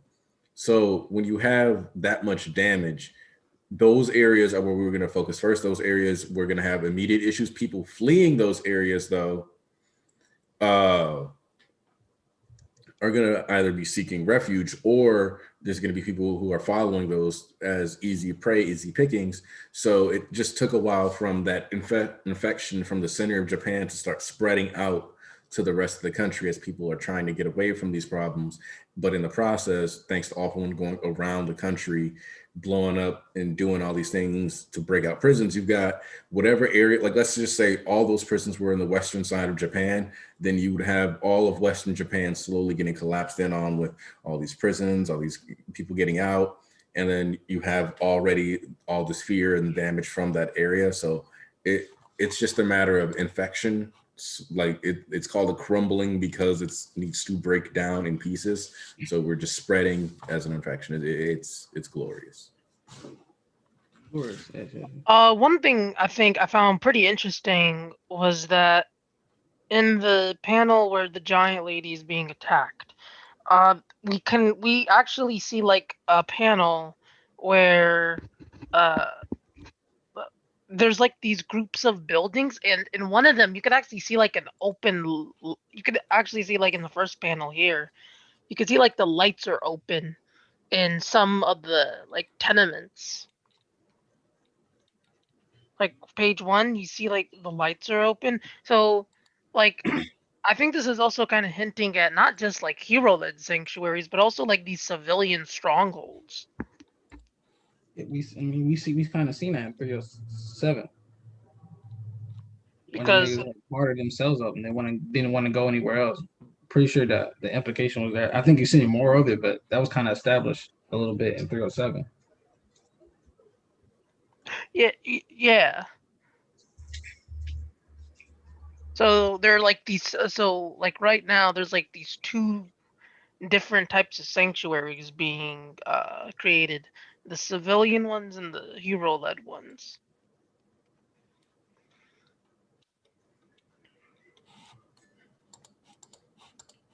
Hold on, because I'm looking at my chat right now. Uh-oh. Okay, look, guys, we can't keep bringing up Hisashi every week. You cannot jump Hisashi every week. Because Hisashi is missing out on like, I don't know, maybe like 16 years of like child support. Don't worry, you can get that back in a day. No. He's paying his child support. Ain't no way he ain't paying the child support with all them All Might collectibles. Yeah. Oh yeah. So somebody was like, Hori refuses to show Hisashi to make All Might more impactful on Deku. Here's what I'll say to that, which means that you won't see Hisashi unless you see a dead All Might. That's where that sits then. Not to mention, it's like there's travel restrictions now. So unless the whole situation gets way better, like he wouldn't even be able to legally arrive here. Yeah, like and that's the other thing is like they straight up said the border's locked down. So like he's not going to be able to pull up. Now, that being said, the second the border opens up, we should be hearing something about Hisashi trying to be on his way. But at the same time, you know, Shotoverse Tetsu better trend or I'm punching Nux. You should punch Nux anyway. At the same time, by the time the countries open up, will there be a point to him being there? Like, to a certain degree, not All Might, but Hisashi's kind of worthless towards Deku's life at this point, outside of like if he needs some emotional validation and he wanted specifically his dad's approval, but at this point, Hisashi's just in the mud. Like I don't think anybody is sitting out there waiting for him. I don't think so. Also, Sayas, did you read One Piece this week? No, not yet. Really? No. Oh, Squid left.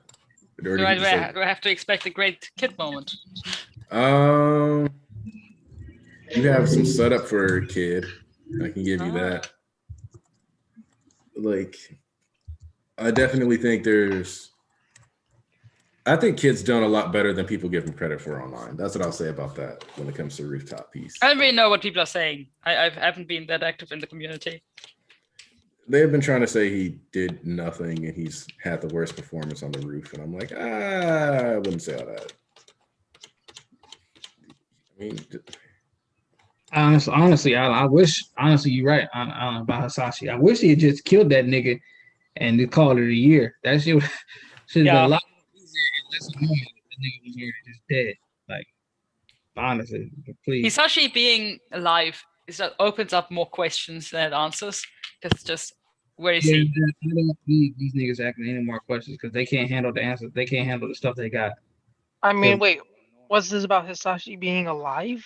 Yeah, it's because Alan was talking about, and Alan's in the chat. He was talking about how these niggas they put too much stock in like what Horikoshi said about Hisashi, and it's like, yeah, that's true. I wish he had not just mentioned this nigga at all, and really just killed the nigga because I won't be disappointed. But I think these niggas gonna get their fucking hopes up for all these different type of crazy retarded theories, and some of them plausible, some just too out of pocket. And Horikoshi got something else planned, and like, good lord, like nigga always asking questions about it now. I wish he was just dead. Wait, did someone suggest Hisashi would be better off as a character if he had just like died like before the start of the story? I'm not saying like that's better because I like I said, my faith in Horikoshi never wavered. You know, I'll be pleased with whatever he put on the table, unlike the rest of these niggas. I'm just saying I wish he was dead because these niggas are highly annoying about Hisashi. I mean, I understand, but listen, bro, he ain't made contact yet. He's not gonna make contact. When you see that nigga, you see that nigga. It's as simple as that. Like, I understand it's weird, but good lord, like when you see that nigga, you see that nigga. It's as simple as that. Ain't no question why he ain't been here yet. He did this, that, and the other. Like, the nigga got his reasons. He either garbage or he got his reasons. It's simple. Okay. That is, I do think it sucks that like Horikoshi isn't allowed. Like I said before, Horikoshi isn't allowed to have mystery. If like there's nothing that can just sit there and be like, all right, let's see what happens. Yeah, the thing is with Hisashi specifically, I'd say he is overdoing it a bit with the mystery. I don't think Hisashi is like I wouldn't meant say to that be at all. like a giant mystery. I think he's just meant to be a parent who works abroad. And I think Yeah, but people then want it to be a maybe mystery. mention him here and there. Just say he's still He, abroad. he mentioned him one time. That's it. He just said, "I just don't want to reveal about it. He'll come into the story as spoilers." That's all he said. Then people gas it up more than it needs to be, just like what the second and third user. Horikoshi gave a logical, reasonable explanation why they haven't shown their face until just now. They didn't fuck with Deku. Why should they? Like, I understand a little bit more here, like, why has he called his child, but like niggas making this a bigger deal than it's out to be. Like it's not like Horikoshi been teasing it and cock teasing it like maybe the second and third users, but bro. No, of course. Face, Of course. It might not be a big deal. I have no problem if in the end it turns out, yeah, he's just I don't know, in France doing whatever. No problem with that. But I do think that, I mean, this is the father of your main character. It's after 300 chapter, it's kind of okay to answer a few questions as to why he's not there, for example. Wait, what do you think is like Deku's sleep schedule now? That's one thing I'm really interested in. Non-existent, damn near the way this nigga running around. Okay, but he's at night, so doesn't that mean he's resting in the day? No. He is sometimes sleeping. Didn't they say that they talked while he slept? Or was it meant while he was still injured sleeping? So comatose. No, they was talking about they need to get that important talk out the way. They can talk to him anytime they want. They just need to get that specific talk before he went back about Shigaraki. They need to talk about how he's the last user of the quirk and this, that, and the other. But with this Hisashi, it's like he got his reasons for not revealing it, just like he had his reasons for not revealing the other users. Simple. That's all I got to say. People really be making a lot of stuff bigger deal than it actually is. Like Aniki said last year, it was like some people make things bigger deal than what Horikoshi sees it as. You said getting 2 hours at best. Yeah, no, we're not doing a super long one. I don't feel like wait, Deku's. Yeah, no, I don't. Yeah, nobody talks about Deku's dad in the manga. That's why I don't. Yeah, nobody. But I think it would be better if Deku at least mentioned it at some point now, that he says like, yeah, my dad isn't getting into the country, or. I mean, actually, well, Inko did she wrote like a letter talking about Art Deku, how much he's grown, but that's like it. That's like really it. But you're right. Aniki is like that. It's like somebody. It's like 971 times. Like I was talking about how Oda gets. Like I was talking about Oda. Other monkeys like, hey man, Oda just got the cachet. You just gotta wait. Horikoshi don't get that. Niggas always on this nigga hill for everything. And about this trader theory, I'm pretty sure it's not one of the kids, because if you look at the Shirokuma flashback, what Offman was saying, like Shirokuma happened like 20 years ago, something like that, or damn near? No, like 15. Right. 15, right? So if you use that logic, them niggas been in UA stealing bodies and shit like that, or haven't had their hand in UA way before now. And then the address that people like keep talking about the trader plug, I kind of already addressed it. I'm pretty sure one of them just kind of like hacked the system, so like, because only so few people knew. We know it's not one of the kids at this point, unless like, hello, I like we kind of addressed it already. So like, people let down. I'll be like, it's a plot hole. Like, bro, it kind of got addressed already. If it's not one of the kids at this point, and it gotta be Nezuko, not one of the kids. But it kind of been addressed. One thing I'd like to mention, this is like a little tangent. The newest One Piece chapter was some dog water. What? Yeah. You didn't like the latest One Piece chapter? No, not really. Wow.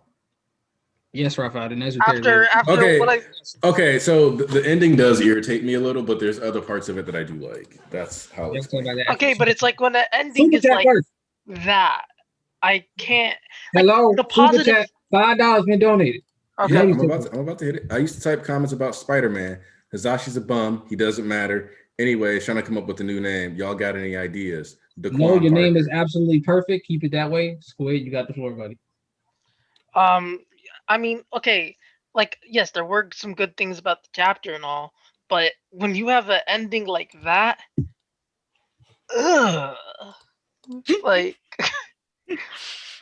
what am I like? What noise am I supposed to make? But like,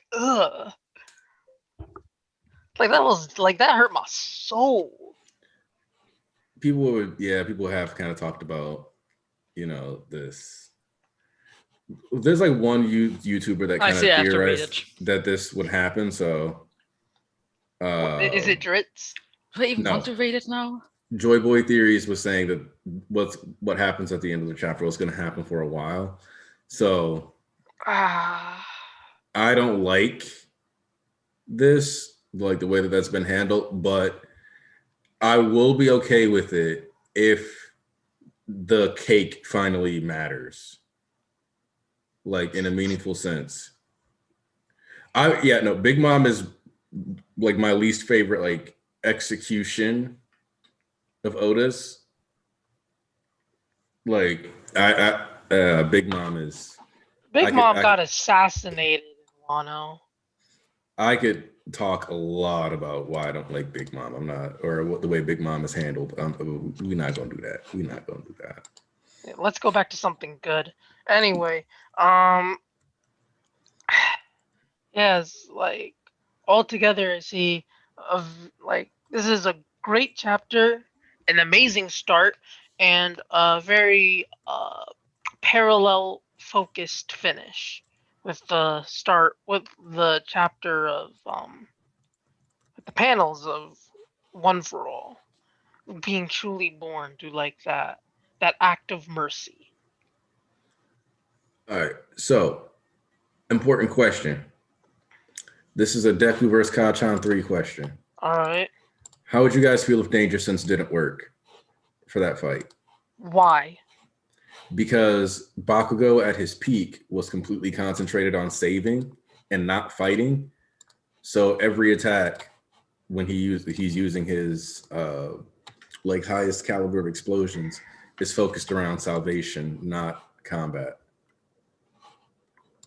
So from that perspective, he's not in danger. Bakugo is trying to save him.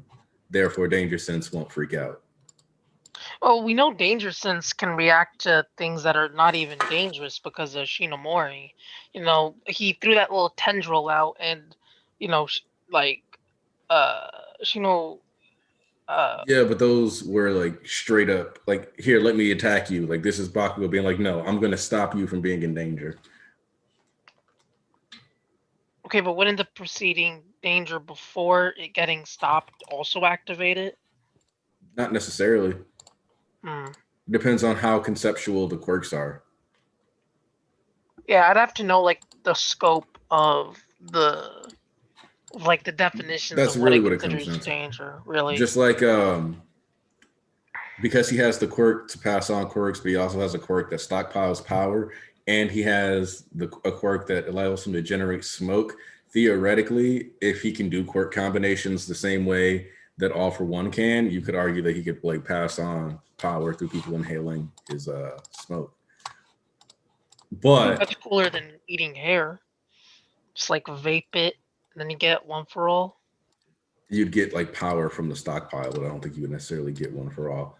I've been trying to think of like ways, because if Horikoshi, like, there's no reason for Horikoshi doesn't have to limit Deku to the degree that all his quirks, while individually a lot of those don't amount to super moves. It would be fascinating to see if Horikoshi is going to allow him to do the stacking combo mechanics that we've seen with All for One. Mm-hmm. One idea I see is that like if combinations are going to be allowed, with Smokescreen and Danger Sense, I could kind of see him developing like another sense to where he's able to like sense people in his gas, kind of like Muscular. No, Mm-hmm. Mustard, because with Mustard he had a gas quirk, and he was able to sense people's motions and movements in that gas. So I could kind of see that with Danger Sense and Smokescreen essentially combining into like this new sense, because we do know that quirks do adapt to the body. Right. Like that's why the way I look at it is like it's like quirks adapt to the body. We know that when you have multiple quirks, you can combine them. That's probably one of the few ways that I could actually see some of these quirks like being considered like really good. But I'm also kind of curious if he has access to the second and third users quirks yet, or if the implication here is that he's basically on trial. One thing I'd like to know now, or at least theorize about, is perhaps the third user, because of like the little like exhaust pipes kinda on his back. I wonder if he had like an earlier form of like an engine quirk or maybe like a speed quirk in general. That was a support item. Yeah. Like, well, what's funny is that up close they don't look as much like engines now, but it's still some form of like exhaust port is what it looks. So It looks like a movement based ability, I think yeah, is what we're getting at. which really all that like if it is like shoulder mounted like jets or something like that, all that really does is give like Deku better control of being in the air. So I could see that as a way to give Deku like official, easy, consistent flight without forcing him to rely on like Air Force or anything like that. I mean, at this point, he I has don't like think so about many that. different ways of controlling his flight. You have float, which can control his height. You have Air Force, which can act as shift in acceleration and direction. And then you add in, the ability to grapple with Black Whip. And now, if you were to add this, like, he would have like so many different tools in various different facets to be able to control his flight. Right. So, and that's what, because like float right now on its own just kind of seems like a way for him to like just kind of stay in the air and like Poison Tree said, he's like skywalking. So, like just giving him like finally like full blown flight plus like Black Whip keeps him from having like being broken, but he'll still have like multiple powers and do stuff. I think the only real like offensive capability we should be like expecting is the second, because he seems to have like a projectile quirk, which seems to have, I think some recoil considering he uses the gauntlets. Gauntlets are used to, control recoil. And like that's why the whole acid sweat lineage thing might have started back here, and that's fine to me. Like if he was always like that, like just like that bloodline, you know what I mean? Like that is fine.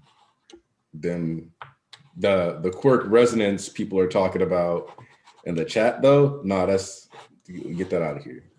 Get that Wait, out of what is here. that about? What is that They're about? like, maybe when Bakugo and Deku have a fight, like if Bakugo is the second user, the quirks will start resonating. What the What? fuck? What does that even Huh? mean? Man, you know what? The hell up. God No, damn. wait, what is? Wait, what does The that hell mean? up. What does that mean? They're basically saying that like Bakugo would either get stronger or like the vestiges would like sync up with Bakugo, something like that would cause them to like be connected. Probably shoot energy beams. It could be something real simple like that. What type of crackhead voodoo language is this? Hey, it only works, quote, works if Bakugo is the second user. When has that been established in series, though? Exactly. That like resonances even exist. Well, technically, the resonance is arguable based off of All for One being able to hear his brother's voice. Crack, please. But that's a whole other thing. Please stop smoking crack. Seriously, it kills, man. It kills. There's like this Jordan commercial back in like the early '90s. He'd be like, "Stop it, get help." Yes, exactly. You know what that means. You know what that means, catching Kachan when they were training for Blackwood. And there Yeah, goes Poison Tree. That'd be some Shiro and Archer stuff. Correct. And it's so funny. Fucking Horikoshi shows y'all. And basically, this one of them things with me at MHA, man. They're like every time I be going back, I just be thinking, I be tracing so much shit back to how Horikoshi set up. It literally like baffles me sometimes. Like how some you can write multiple plot lines, but some of them are so fucking stringent and tight knit that when it comes to flow together, that like it just fucking clicks. So you look at how Deku been progressing this entire time using Black Whip and all the setup for it, and then using the key and lock chain gimmick, and then you bring it back at this point again when he actually could use all the quirks, and they told him what it was. So it's like, all right, now I know what this is, and I know how to use it. I can feel it. So they bring it out, and then like Banjo's like, yeah, while you here, go ahead and use a little fucking image thingy to unlock, and I mean to help with fucking ends and Shinomori's quirk. It's just like, goddamn, see, It should be so like tight knit that you just follow fucking like you follow one plot line and how fucking like recontextualizes or just advances and it comes full circle. So by the time you get to where you at, like in this point in the story, it fucking baffles me. Like, damn, this nigga be juggling multiple plot lines like this at once. Truly, my God, man, top one. I don't give a fuck what nobody's saying. Talking to me, that's a guy right there. I wonder if the second's quirk is like a pressurized air, like air cannon. Definitely some type of projectile. Because you could Some because style the of way projectile, yeah. because like the way he's kind of positioned and how he uses his gauntlet, it kind of does remind me of well, not just Bakugo, but it also reminds me of how All For One uses his cannon. He puts his hands out and then just like he just pops. Yeah, and Deku's Air Force. So I think if he maybe has like a pressurized like air quirk. No, we want a Hadouken. We want energy plasma beams. Yeah, I don't really want a pressurized air quirk because Deku can already do that kind of with Air Force. They would just be like doing the same thing you already can do. And I think you can kind of blow that Air Force shit off if it's not strong, not that strong. Like, I mean, you get enough when he hit with enough air pressure, yeah, that fucking can fuck you up. But I think like projectile, I think you would need like an advanced projectile to be doing some damage to Shigaraki. Cause the way that nigga built, He built different. yeah, shit, trigger please. Anyway, You the say thing trigger, I'm please. really frustrated that I love their designs. The second and the third designs are so cool. But why did Horikoshi have to just stand there in front of the wall for so long? But Oh you was yeah, just I was talking. like little school children. I said, like, here, stand in the corner and look at the wall and be quiet. because they want to Mentally talk to that hyping nigga. themselves up. They do not want to talk to that nigga. They say, man. And I know the thing is, I it think they was were like, made as such a mystery, but for me, it was just like, yeah, why they are standing staring at the wall? It's just, oh yeah, like I was talking to like Ian about it, and he was like, okay, so I see the second and third are a bunch of 5-year-old children yeah, that's who how I operate saw on it the too. schoolyard rules. Or no, I don't want to see it because I disagree with you. Like he even did like a whole baby voice for them. It was fun. And it's really frustrating because they have such cool designs, and now we see a bit more of the second particularly. He seems to be a cool guy, but it's like I can't get this schoolboy image out of my head. Shit, Like that's a he's wrong- really doing that defiant schoolboy act. Like I could get it out of my head. Cause Like, them niggas- okay, so for me, it's like he's like mentally preparing himself. He's like, I gotta sit here and talk to this nigga. This square ass dude. come on, And bro. like what the third user says is what's like really important too, though, is that he's like our leader. So like the fact that he's like straight up like our leader, like he has like a reference towards the second. So the third one was basically going like, all right, well, shit, that's what the boss said. Yeah, Which basically No, means I that get it. That's what I said. This chapter, they are both so cool, but it's just they are operating on schoolyard logic. also Yeah. the third user basically being from a different era and then it like losing track as it went to Shinomori for 18 years is a direct reference to like Luke disappearing. And so it's like the third user is the fall of the Jedi. The Force goes into hiding, or like nobody, like the Jedi side has the Force. Shinomori has it after he comes back, and then you get like the Emperor striking back, almost taking it, and et cetera, et cetera. So yeah. Always references that once again. See what? Oh yeah. Oh dude. Man, look who decided to show up. Yeah. About 20% out your paycheck. I had to cut some goddamn grass. Man, Hey. hold up, fuck up. Waffle, I know both of these let's niggas go. didn't pop up at the same time. Wow, we got Mr. Ian Waffles and BG. We got the Well, you legend. see, well, I had to weed eat while he was mowing, so you know it was a team effort. All My right. black brothers, both of my black brother, Negro brothers working together. You love it. Yes, Ian, the true nigga. Like, In fact, I mean, some would say he's the niggiest. Oh no! Ian is not one of the people who would say he is the niggiest. Just want to clarify that. I love you guys. All right. Y'all do something to catch up. I gotta go get something to Wait, drink real quick. Well, we need to, well, since Ian hasn't been here in a while, we need to know his thoughts from recent. Yeah. So what? So I guess just in general the stuff. Yeah. Basically, I'm absolutely loving the pacing of how Horikoshi's kind of splitting out these like little, I guess, vignettes of Hero Society. So I like that instead of having like just maybe like 1 or 2 chapters that were just like, oh man, this happened, this happened, this happened. Maybe show a little bit of stuff. Instead, he has like character building chapters like this one, but he'll start it out with a world building checkup, and it'll kind of always be like a new side of it. And so I've been really enjoying that, and especially because, I think in general, the thing I love most about a superhero story is saving people, like just being a hero and helping people. So I really appreciate that even now, this far into the series, it's not just fighting villains, destroying things on the street. Like even when he fought Muscular, he was protecting those people who were stuck in that building. Whenever he was in this chapter, he's protecting this girl who's trying to get to an evacuation center. And so it keeps the heroism side front and center before the fighting side.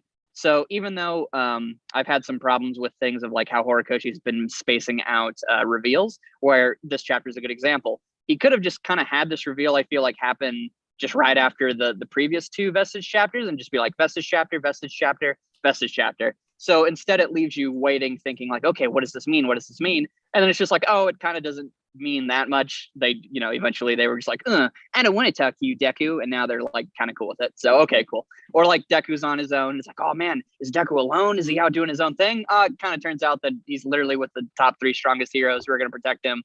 And he's with All Might. So it's not a big deal. And so I kind of, while those things I haven't been really enjoying as far as how he's structuring things, the actual meat of the chapters and what's going on with Deku, I've been loving. And I continue to enjoy following the story. So those are kind of my thoughts. It's good to hear. It's good to hear. I was going to say, like, the only thing for me about that is that, but for one, he's not really with anybody. Like, he's working with them, but they're not actually with him. But this chapter kind of goes further in that because he says he can't be around anybody for too long, so he has to dip even from All Might himself because that's totally fair. I mean, he ain't sleeping on his homie's couch, so it's like. Rafa, he's funny as hell. Which is something that I really like because that means that he essentially has to be alone. He has to it's going in that direction I wanted, where he thinks he has to do his fight on his own. But I love all the stuff for Deku as a character. I agree. Yeah. That kind of ties into BG. What you're saying is kind of ties into like when people think like, yeah, Deku may become the greatest hero ever because he's going to defeat, take it back from Shigaraki, the greatest evil. But at the same time, it's not just Deku's show. Like it's going to take everybody in Morrison to rise to the top. Like I always say, okay, you worry about Deku being too overpowered. Guess who's on the opposite side of the coin? A fucking demigod about to awaken. Deku got to focus all his energy on Shigaraki. But guess what? That doesn't exclude the high-end normal on the street. The hundreds of thousands like people they still got to fight. So it's like Toga, Dobby, Spinner, all the league. Any new villain I want to bring up top tier. That's another thing, like because people were seeking like, oh my god, it's gonna end like a week. Like, bro, come on now. Come on now. There's way too much stuff. They just said it just now. They don't even know. They don't know where anybody is. So that was the point. Oh, you guys switch. Oh yes. So now that like Ian is here, I remember like I had talked to him yesterday, and he presented a very interesting reading of the scene where the giant lady was attacked, and some of the rhetoric around that. Would you like to like share that viewpoint? Well, here's the thing. So I have not. So I just got done getting out of church. So I didn't actually have a chance to read this chapter. I don't know if the language and the wording is the same. Can you confirm that, Squid? Based on like what I just got. What do you mean? You just got here, bro. I think they're pretty. I think it's pretty similar in terms of like the direct meaning and stuff. Okay. So yeah. So basically, all it came down to was it seemed like there was a correlation between like the way like people will tell women like, oh, well, if you didn't want something bad to happen to you, why were you dressed that way walking around outside? Yes, you're right. Because that's like they say, well, she should have been walking around looking like that. Yeah, but also like because she was blaming herself later on. Like, oh, I shouldn't have gone outside in the dark because. Yeah, exactly. Yeah. I mean, she just one of those people. Yeah, but it's so also I thought those correlations were interesting. So yeah. Go ahead. Yeah, but it's like you can read that in like 2 different ways. Like, oh, looking like that is like her mutant appearance, but you can also take it in the form of clothing she was wearing.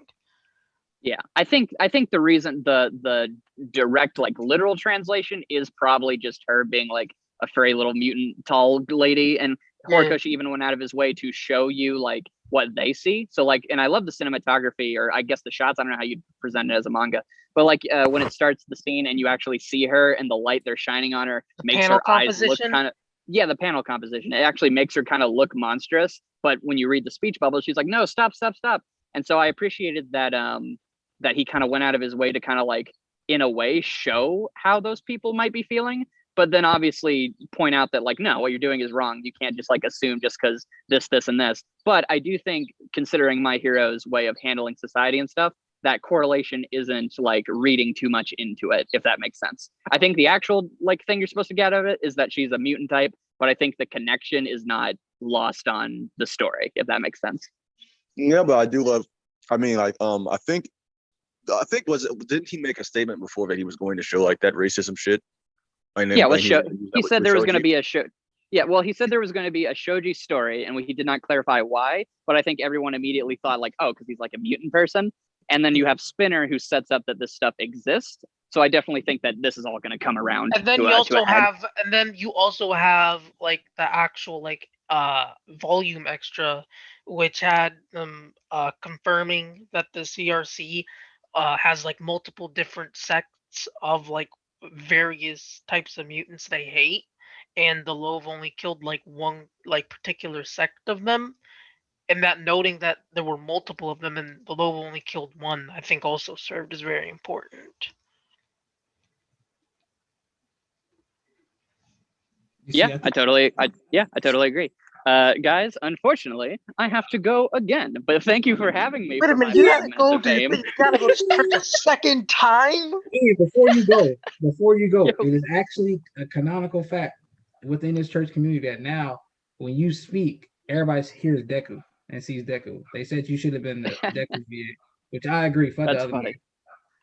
I'm on a well, thank you. I'm on a podcast with Oceans, and I've had 3 comments now say like, so does Ian just sound like what Deku probably should sound like in English? And I'm like, yes, I'm representing my boy. or maybe he's representing me because he's a hero like that. Baja! I love him. So, thank you guys for having me. What a wonderful I will try to be on soon. Have a fun time in like church again. All right, my Nubian brother. All I know is my black Negro brother. But you know, I was going to say, yeah, no, this one. I mean, there's one thing I have to ask to everybody here. Yeah. This is kind of off topic slightly. Okay. Yeah, sure. Have y'all seen the anime? Yeah, I'm an Asian woman. Yeah, huh? Yeah, the anime gas, bro. Well, what about you, Squid? Wait, what? I didn't hear well. Have you seen the anime? Have you seen the My Hero anime? Oh, I was like, oh wait, why are you talking about? Oh, okay. No, not really. I've been waiting. I just want a joint training to finish just so I can binge it all. Yeah, I'm going to do the same, I think. That's my speed running strat for the day. I see, because so far it's been really great. Like amazing. Yeah, I mean, I'm not doubting that. Like, I know that they are much less fraught with production problems now, and they've kind of developed an organization around the pandemic. But well, I mean, the funny thing about it was that they're using the same organization strategy they had last time. The only problem was, the only thing that's different is that there's no fucking Carol and Tuesday or no fucking Fire Force to take all their fucking staff. So yeah, so it's like, you know, when there's less like variables to be considered, like the quality will rise, you know. So I'm not worried about that. I'm just waiting for this to kind of boil through, and then. I wasn't assuming. I wasn't assuming you were thinking it was going to be bad. It was more like, it's just more like, because I'm like, this episode in particular has shown me that I was correct. Last year when I spoke on the fact that people were saying that like, oh, it's the damn movie. The movie's the reason this shit didn't look as good as it could have. No, and I said that 1,000 times. No, the movie is not the cause of the issues. The movie movie plays a very minor cause because they and really no cause at all, considering that they structured the schedule around the movie, so the movie would have no effect on it because they learned from season 3 what doing a movie in the middle of the fucking season would do. So they work around that. People don't want to hear that though, because they think it's easier to blame something they actually are directly aware of. Because they think correlation equals causation. That's one interesting thing later, but I'm gonna talk about this real quick. All right. Nobody talk about, but that episode was gas as fuck. Oh my lord, that shit was going crazy. They did the GOAT, the best boy class 1A justice, class 2A. I'm sorry. They did that boy Tokiyami justice, boy. And they added extra scenes to his backstory, and it really made me feel like even more because you really got a real sense of Tokiyami's character outside of being dark, edgy, and raw. You get a flashback, right? His frustration is like, they was like, "Hey, Tokiyami, you know what happened at the agency?" Is like, absolutely, and like nothing. I'm like nothing special. And then like he fucking clenching his lips. And it's like he started to frustrated. He was like, and somebody made a funny tweet how that bitch ass bird Hawks is annoying. It was like, exactly, bro. Motherfucker call you onto the agency just to ask you a dumbass question, and I'll give you any type of help, and then gas you say, don't waste your potential, but not tell you how you go, not tell you how to fucking do that shit, how to boost your potential. Until he made something of himself, like, hoe ass nigga. That's where my gold Tokiyami stepped up in the bar, you know what I'm saying? Came up with Dark Fall Angel. That shit's so raw. But they really did Kuro Euro. They did that boy some justice, boy. Kuroido? Yeah, he was dope. That nigga. He was really dope. Especially when they especially in that scene after he Tokiyami got him out of there. And they tried to shoot and he like did that roll, and then he kept dodging all of her damn nets and got caught in the net and then face into the fucking. Oh, that shit was so cool. Bro, guys, he was like, that's what you think, huh? That was a plan the entire time. Nigga fucking yanked y'all out over, and then nigga was screaming. I started hollering like, boy, what the fuck? And then nigga I was screaming his heart out, and they had the tracking shot. He moving through the fucking 3D bars and this that and that. I'm like, hey yo.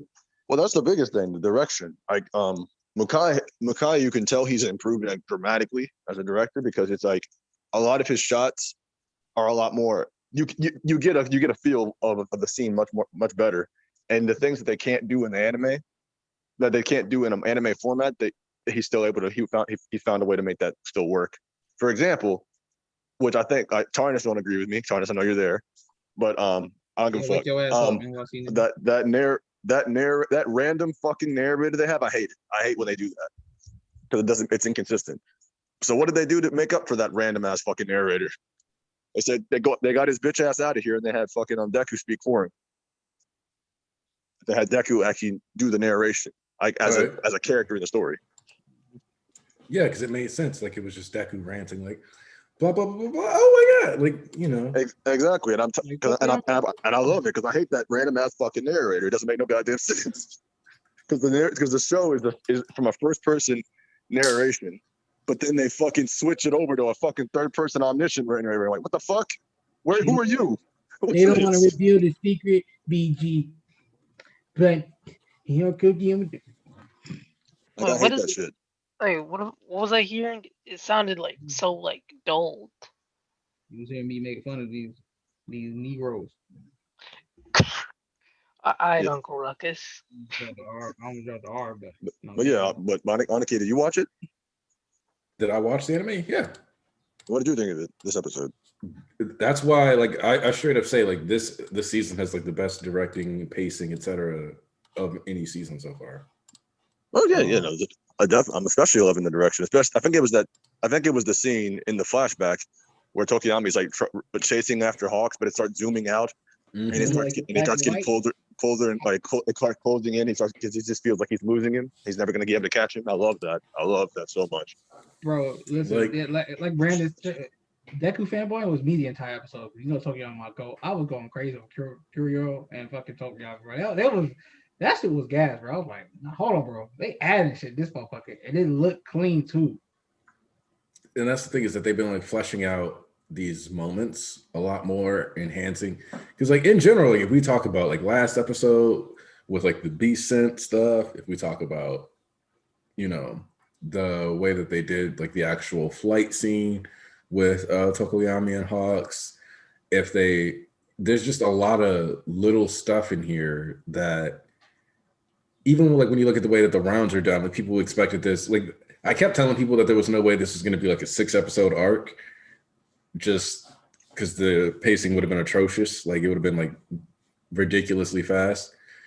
But it's really nice to see that the actual conversations and character moments are given time, because I think people undervalued a lot of the actual character writing within Joint Training, just because people tend to undervalue like school or like non-high stakes scenarios. So in turn, I think I wouldn't like, say that's the reason. It's part of it though. Like, because I'd say the main reason was most people who hate the Joint Training arc, most, not all, most people who hate it were weekly and haven't read it. I haven't read it since. And that pacing on a weekly basis, you were less invested because of how like quick the chapters were. You're just like, God damn it, I just want this to be over with. Because of the fact that like when you bring up stuff that happened in Joint Training when discussing character moments, people will be like, well, yeah, but that doesn't matter because it's Joint Training, or like it doesn't count. So like literally people try to devalue the value. They do. Like, so they do, but I feel like it's because they weren't invested, so they don't really know what the fuck you're talking about. Because like I'm guilty of that myself. It's hard to read it. Because when you're reading that weekly, I'm like, oh, this is cool. Oh, it's over already. Oh, it's over. Oh, yeah. Over. But so it's like, you know, so you just don't really care. After a while, you're just like, God damn it, I want this. How much longer is this shit gonna go on for? But that doesn't really change like the fact that if you're not valuing the character moments and the character writing, then you just kind of just didn't value it, and that's okay. But like the way that it's being directed, I think is bringing it to the forefront where I think more people are actually like giving it the chance to like read it. And Jorge Valdez, Jorge Valdez super chat. Yeah, I like the pacing. The faster we move out of this arc, the faster we get to NBA. We're not going to go any faster than what we're doing right now. The arc will turn to garbage if we try to speed it up too much. Hey man, listen, let it take its course, because you know what I'm saying. I'm keeping Anaki's thing in mind with Tack. You know what I'm saying. I'm not a fool, so I'm keeping Anaki thing intact when he said EA may be a part of NBA. Listen, keep them niggas in like a small panel in the background, just how they did for Pro Hero, Hawks and Endeavor on Pro Hero for the Cultural Festival opening. Keep them niggas one panel. That's it. Do them niggas like they did Class 1B. I ain't trying to see these niggas for half the fucking opening. If y'all gonna do that shit, the fucking Class 1B. I mean, I'm of the belief that we're going to if they're going to this slow, I'm rather curious how fucking slow they're gonna do fucking NBA. So now that we have more of a general thing that they're going to be adding more stuff here and there, and they did it like 3 times already, so I'm pretty sure it's safe to say that they'll be adding more context into some of the other fights. There's no reason to believe not. It wasn't just a one-time thing here, right? So they'll be adding extra scenes here and there. Realistically, where do you think season 5 will end? Realistically, for me, I said we do get in a little bit Endeavor Agency, and it'll either be the double spread, like somebody said. Well, there are Hawks like narrating, actually, like, you know. But I think it'd be the double spread. The cherry blossom thing. Or I think it'll be when Endeavor tells them niggas, all right, don't fall behind me. Your mission is this, and then like they're all walking in the. I think it's ending. Season 5 is gonna end at 246. What the fuck is 246? Cherry blossoms. Yeah. Yeah, I mean, that'd be cool. Hold on. Also, Joint Training being 13 episodes would be allergies. Would be a little bit of a stretch. Yeah, I mean that's a little too long. But it's about 28 to 30 chapters. That's no, it is not. No, it is not. PUBG, what? Yeah. It's 24. It's 24 chapters. Well, because like the way that this episode, I'm thinking about the way the season's being adapted. Bro, you might have to finish your sneeze because you mean no. The season is like the adaptation that the season is doing. So I like slapped the last chapters of Pro Hero arc into this because of. I was gonna say, I was like, 30 chapters. That's why I said it's about how the season's being adapted. So like the second I said that, you should have caught it and be like, oh yeah, that is factually what's happening with the season, because the season starts on page 13 of chapter 190. Yeah. So well, hold on. So we have to do all those 30 chapters all the way up to 220, where NBA really starts. Before I enough chapters to do at least 10 episodes. Yeah, before I speak on that, because I got something to say about that. We got a super chat. Isn't NBA 22 chapters? I thought it was 22 chapters. We got a super chat. Let's read this first. So, Cheese Peabody said that he forgot that Sue and Mina were caked up, but Bones did it. They actually have been sliding in. Like I saw somebody mention, oh, like Bones was horny, and now I'm noticing all the extra horny shots ever since they said it. Yeah. I haven't only realized that Mito one, but because some of those were reaches, some of those that they showed were kind of reaches. But yeah, but that Mito one, yeah, I'm sorry, everybody saw that. Yeah.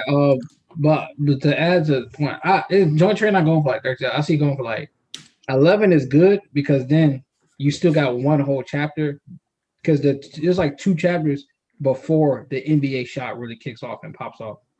So you can animate like one chapter for like you can animate one episode for one chapter, which leads would be like I guess you can do it. 11 will be like the break or the bleed into NBA, or 12 will be the bleed into NBA, and then you get the Shigaraki do his. Well, you ain't expecting any. You ain't expecting any movie tie-in. You also gotta you also gotta factor in the way that it's actually like going to be factored in and directed, because round 2 could have been just like squeezed and done very quickly and like kind of rushed through and done like as a quick flashback, and instead it was actually given like the space to breathe. So depending on how they expound upon certain scenes, like depending on how they decide to interpret the Monoma flashback, that also kind of influences like how this stuff is set up. So if they want to give like actual scenes to Monoma, then us getting to 12, 13 episodes as joint training isn't that crazy. If they really want to expand, and let's be real here. Do you think they're going to lead, like, especially since we've already seen like some of these, like they've already shown some, little creativity with these scenes. Do you really think that we're not going to get some of that with like the Shoto fight? The direction for like the Bakugo round is going to be insane because of the way like he takes out Bondo. They can do multiple things with that. Match 4 is likely to be one episode. That I agree with. But 3, 5, if they're making two episodes, then 3 and 5 can easily be 2 episodes. I always expected 5. 5 is definitely going to be 5. Definitely going to be 2. Which I'm conflicted on how I feel about how I'm going to feel when 5 comes out. Not because of the episode itself. The episode's going to be amazing. It's about, I'm wondering how these anime only is going to take that. Because I'm like, I already remember how that fucking annoying ass fucking time I had on Twitter with that one. Like the way I look at it is that there's going to be 2 people. There's going to be 2 types of people. There's going to be people who are like, I didn't see this coming, and therefore I hate it. And there's going to be people who are like, I fucking knew it was, because I've always looked at like the way that One for All was described, and I always thought that All Might had like multiple quirks. I always thought that like when they're like All Might's quirk is a secret, I thought it was going to be that he had multiple quirks. And then I was similar to that. I never thought he had multiple quirks, but I always questioned. This is kind of weird because I'm like, if it stores quirks, what are you telling me? Every one of these motherfuckers are quirkless? Right. Like so. Like when he said that, I just thought like, okay, cool. So like he might have been using multiple quirks, but like it seems like they said he didn't. But I was like, well, that's weird. Maybe All Might was doing it subconsciously. And now that we have like the smoke screen thing and the Might Sense thing from like Vigilantes, it's almost like maybe he was subconsciously starting to get traces of those quirks. I would disagree with that one, but that's not really there. But that's because you're one of those people who's like very adamant about like keeping stuff like as detached as possible. So like, I mean, it just is what it is. I mean, like before we got that whole like, before we learned the users actually did have quirks, I kind of imagine like the first like user just kind of like walking around looking for like some quirkless dude. Like he had a sign on him that said, "We'll give quirk to quirkless dude. Please come here for an interview." Kind of like imagine that. I mean, I was rather surprised at this chapter where they actually showed the room. That the room they're in is the room he was trapped in. And all for one didn't give him no good chairs. They probably like nothing. That room looked boring. Didn't give him no PS5. It looks down bad. That'd be like a PS7 at that time. What the fuck are you talking about? PS5. Man, maybe like a PS6. Like if we're like really early into like the first generation, we'd probably be like 2000 2029 or 2020, 33. Yeah, them they were That makes definitely. more sense. Yeah, they were Oh, definitely. they're Me, probably. I'm definitely probably older than them. yeah, if I was me, if I was Yoichi, I've been talking shit. I'm like, man, stop talking to me, nigga. Man, your breath stink. Where my PS5 at? Stop talking to me, bro. Actually, okay. That's real quick, Daniel. That's something I like about this season too, is that instead of front loading all the flashback and re-explanation so that people can remember stuff into the first episode or just giving us a flashback episode, they've been sprinkling it throughout these JT episodes. So like they didn't have to be like, oh, the two that specifically went on a work study and had these particular matches and encountered these particular scenarios have different opinions. In fact, I don't remember that being a thing in the manga where they were like, oh, like they said like that, but I don't remember them like straight up showing the cutaways and giving you like the bonus flashbacks. But we did that so that people who weren't remembering or weren't trying to like rewatch MHA got like the extra like information, like, oh yeah, that's who these people are. So they're going to keep doing stuff like that to help people remember characters as we go through the season too, I think, during joint training. And that'll, depending on, as long as they keep directing it the way they've been doing it, like, and executing it well, it'll be fine. Overone probably didn't even give his younger brother an Xbox One. Also, son, we won. I was talking about you at the start of the stream, son Yatara. We won. I was like, yo, this color page proves what I said. Those braces were based off the full gauntlet, which was from the first movie. They're going to be red, and that'll be the proof. You colored them red when chapter 306 came out, and then we get the color page today. Boom, red bracers. We win. We win. Just stay winning. I gotta go. Just. Oh, I was about to start wrapping up. I'm not going to. All right, perfect. Yeah.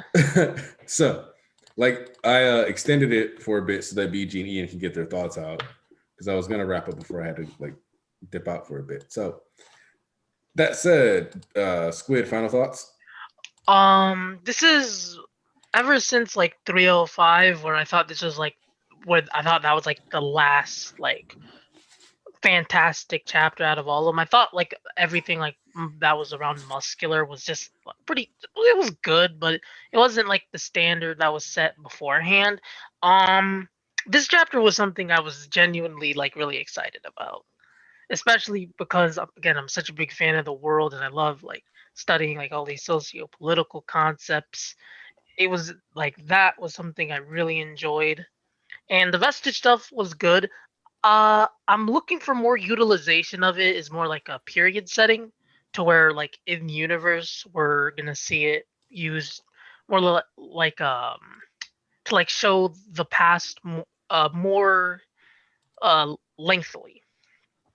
That's one thing I'm very looking forward to, seeing its the utilization of the vestige world, and and just a lot of really interesting implication for the world and how it sees heteromorphs, which has kind of been foreshadowed ever since like chapter 1. I think it was very important to note that why so many of the villains typically look kind of deformed or are kind of ostracized in a way due to their appearance. Even Twice was noted to have like the face of like a thug.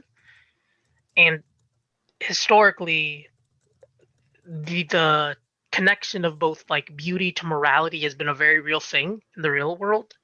So I found that connection very interesting. And altogether, I have no real complaints about the chapter or Deku himself. All right. It's like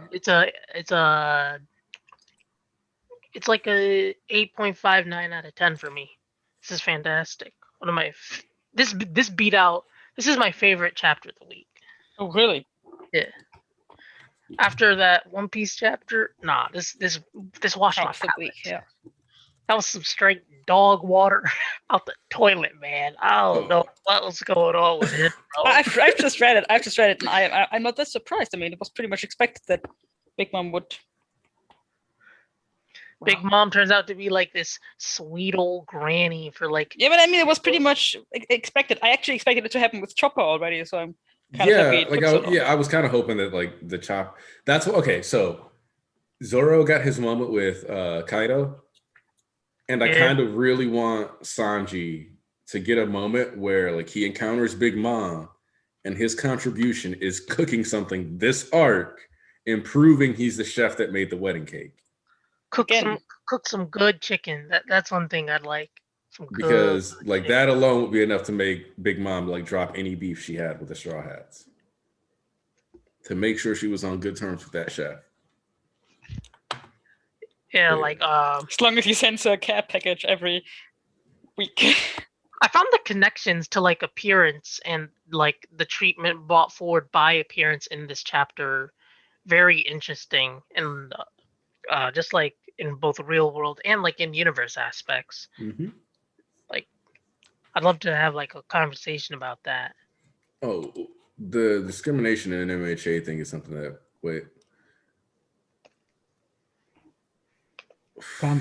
but specifically like the tying of it to like a beauty and morality, because there's a very real thing in the real world, standards of beauty and like the ideal form in like each century. Like, for example, the Victorian woman of 20th century England that is much different than the standard as of now.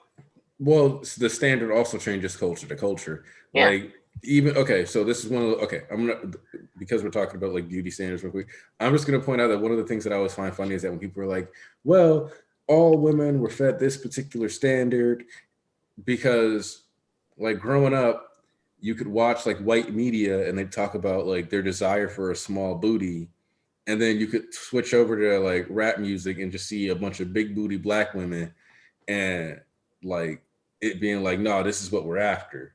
We like big butts. Like Sir Mix-a-Lot had to drop that tape for a reason. So there's a point for the culture. Like not only is beauty like standards shaped by like what's popular within your era, like what's considered healthy, what's considered unattractive, or like what's considered unhealthy, etc. Because like being fat was considered healthier back then because it was a sign of wealth. Yep. And now it's considered a sign of like eating unhealthy, eating improperly, not working out, etc. In fact, it's more of like depression or health, or like it can be seen as so many other things now. So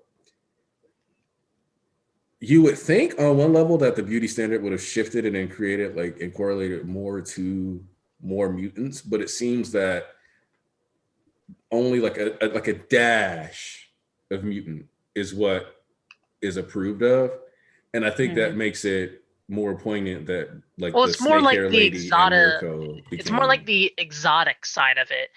Like there's this very real thing, like essentially a fetishization of like exotic women from like countries like, for example, like Asia, etc.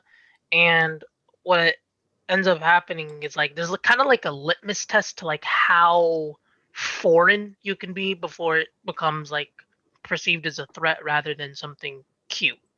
Well, there's also an issue with, especially within Japan, this thing called the Hafu hierarchical structure, where so like if you, interestingly enough, the tiering of Hafus is not how I think a lot of people would interpret it, where bottom tier Hafus, this one is no surprise, would be like the brown Hafus, like the people mixed with like black people, mixed with like Latino, like Guatemala, like that type of area. So Hafu is okay. Yeah, Hafu, half Japanese, half something else. Yeah. So boom. Interesting. In second place is the half Asian Hafu, where you have half Malaysian, half Japanese, half Chinese, half Japanese, half Korean, half Japanese. Those are like considered like invisible Hafus. So like because they're like half Asian, like another type of Asian, it's not as easy to be like, oh, you're half.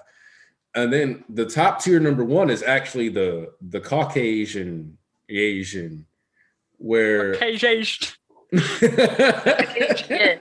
Yeah, like the idea of like a half European, half Japanese person, like half white, half Japanese, is like the super fetishized Hafu tier, which kind of reflects like the industrial, stamp or imperial stamp around the world that Europe kind of had throughout history, I guess you could argue. But so yeah, don't get me wrong, Squid. Like all those beauty standards and stuff, like definitely now we can 100% say that this stuff like plays out in the world, because I guarantee you, even if she was like here's the reality, right? The fandom, like our fandom, is not going to put out as much art and as much horny commentary about this giant fox mouse lady as you got about the beastly vampire lady from Resident Evil, even though they're the same size. So, like, there you go. There's your beauty standard, like, application for meta commentary within the manga. You know, like, it would work either way. There we go. So, but we're in the wrap-up phase, Squid. Oh yeah, a 9 out of 10. This is easily one of my favorite My Hero chapters in a while. Like, I really enjoyed this one. It was kind of like a little bit of a, not a palate cleanser, but it acted like, you know, a very good dessert to wash away, you know, just the good chapter of like Muscular and Deku. Like, I wasn't a really big fan of that at the meantime, but this one here, I was fully on board. All right. Say yes. I like the chapter overall. I thought the beginning, I really loved the beginning. The social aspects, always great to see. I mean, it's not great to see, but it's great that it's included. Its inclusion is appreciated. Right. I have to be honest, I really like the new character designs. I like those. And I like the chapter overall. I have no complaints. It's just that while reading the chapter, I was kind of in the back of my mind thinking that I'm slowly getting enough of both the Vestiges stuff and the whole Deku Alone stuff. I don't know why. I know we will get a few more chapters of it, especially because we're not yet finished with the whole Vestiges backstory, especially with the second and the third coming with their own little story now. And we have just started to get into that, apparently. But I'm kind of getting over this whole let's meet the Vestiges part. I want to move on. I think the story for the second and third are going to be expounded upon more in like a fashion of like chapter 193, where it was just a heavily it was heavily mired in flashback, which is my favorite Vestige chapter because of how like detailed the description was for the older society. All right, we're not about to get into all of this stuff, chat. Man, also though, I do love that we always can end up talking about lots of culture. It's good. Education is good. Is Ponzu still here, or is he muted because he's taking a nap or something? Right. Let's look. We're gonna assume Ponzu was asleep. Yeah. In classic Ponzu fashion. And we're gonna pass the mic to BG for final thoughts. That shit was great. Had my racism, just a good amount of racism, just perfect. Okay, wait, BG. You know what you just reminded me of? What? One of my favorite Donald Glover quotes. What is that? There's something about racism that's just funny when it's timing. Like, tiny racism is just adorable.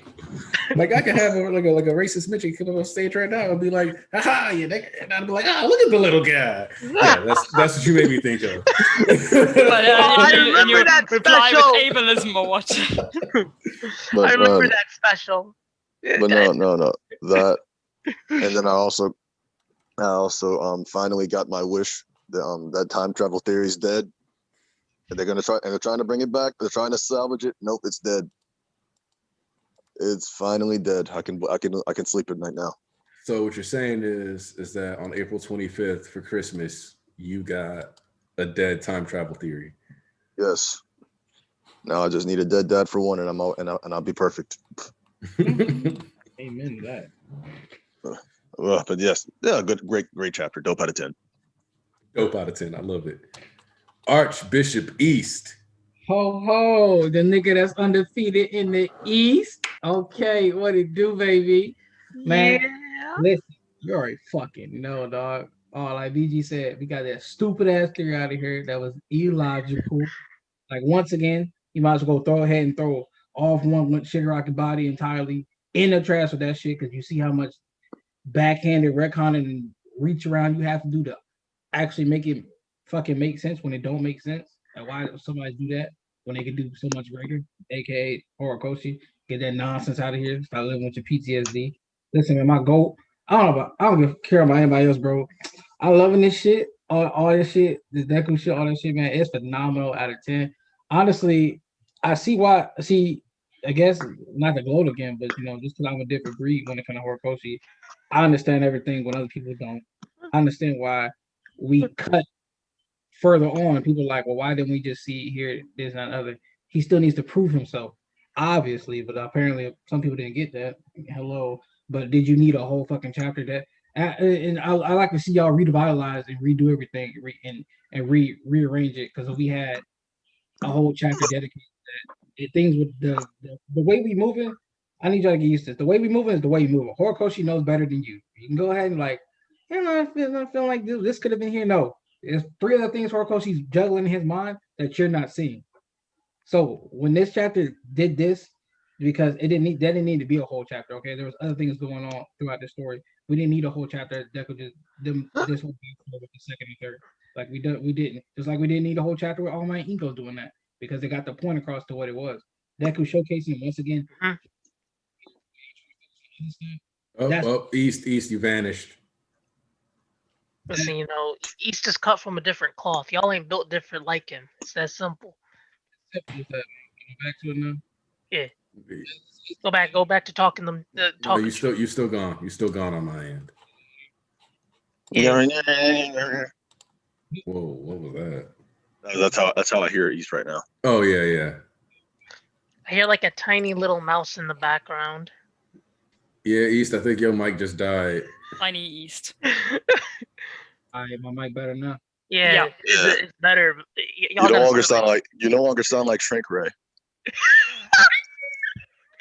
Oh no, that's funny. So let me bring it back with the chest with some say with my chest. Say it with your Stop chest. doubting my motherfucking nigga. Your garbage ass theory in the trash. Horikoshi don't drop nothing but some motherfucking gas. This shit peak fiction, phenomenal out of 10. Stop playing our motherfucking goal. You don't have Horikoshi do, so stop talking to me and him, nigga. Woo! And plus, nigga got a cosign from all the big 3. I appreciate that we hear you beating your chest. As you should. You already know. Hell Horde. Undefeated of the East, baby. Woo! All right, y'all. Make sure y'all go over there and support my boys on Anime Lately. I pop up over there all the time, so like don't be shy. They worth talking to. Trust me. Thank y'all for coming through. I'm actually glad that the time travel theories are dead too, because honestly, I didn't need that. Like even I want to make the alien theory video, but a part of me is afraid that like people would really get invested in that, and that's just supposed to be for fun. But yeah, this chapter was great. Massive and like just good lore dump, good confirmation of stuff that like we've already talked about. So I'm just kind of glad that we're finally getting returns on investments here for those of us who have actually been like paying attention and like really trying to soak in what the story's been trying to tell. So if you're the kind of person who paid attention to the actual first page where we start talking about inequality, then this chapter is one of the like highest payoffs for you in a while. So y'all have a good day. What's the literacy rate of the U.S.? I just need to know. It's not high enough. I told you that, my nigga. That's all that matters. It's not high enough. So yeah, make sure if you It's guys never high enough. More, make sure it's never high enough. Go over there, check out that Anime Lately stream. Make sure y'all check out my boys. Some people ain't even. No Squid, we out. All right. All right, now we out. See, like I just want y'all to say bye because y'all wasn't saying goodbye. All right, salutations and see you later. Squid. Yeah. Can I ask you a question before you leave? All right. Wait. I didn't end the stream yet. So is it a question you can ask on stream? No,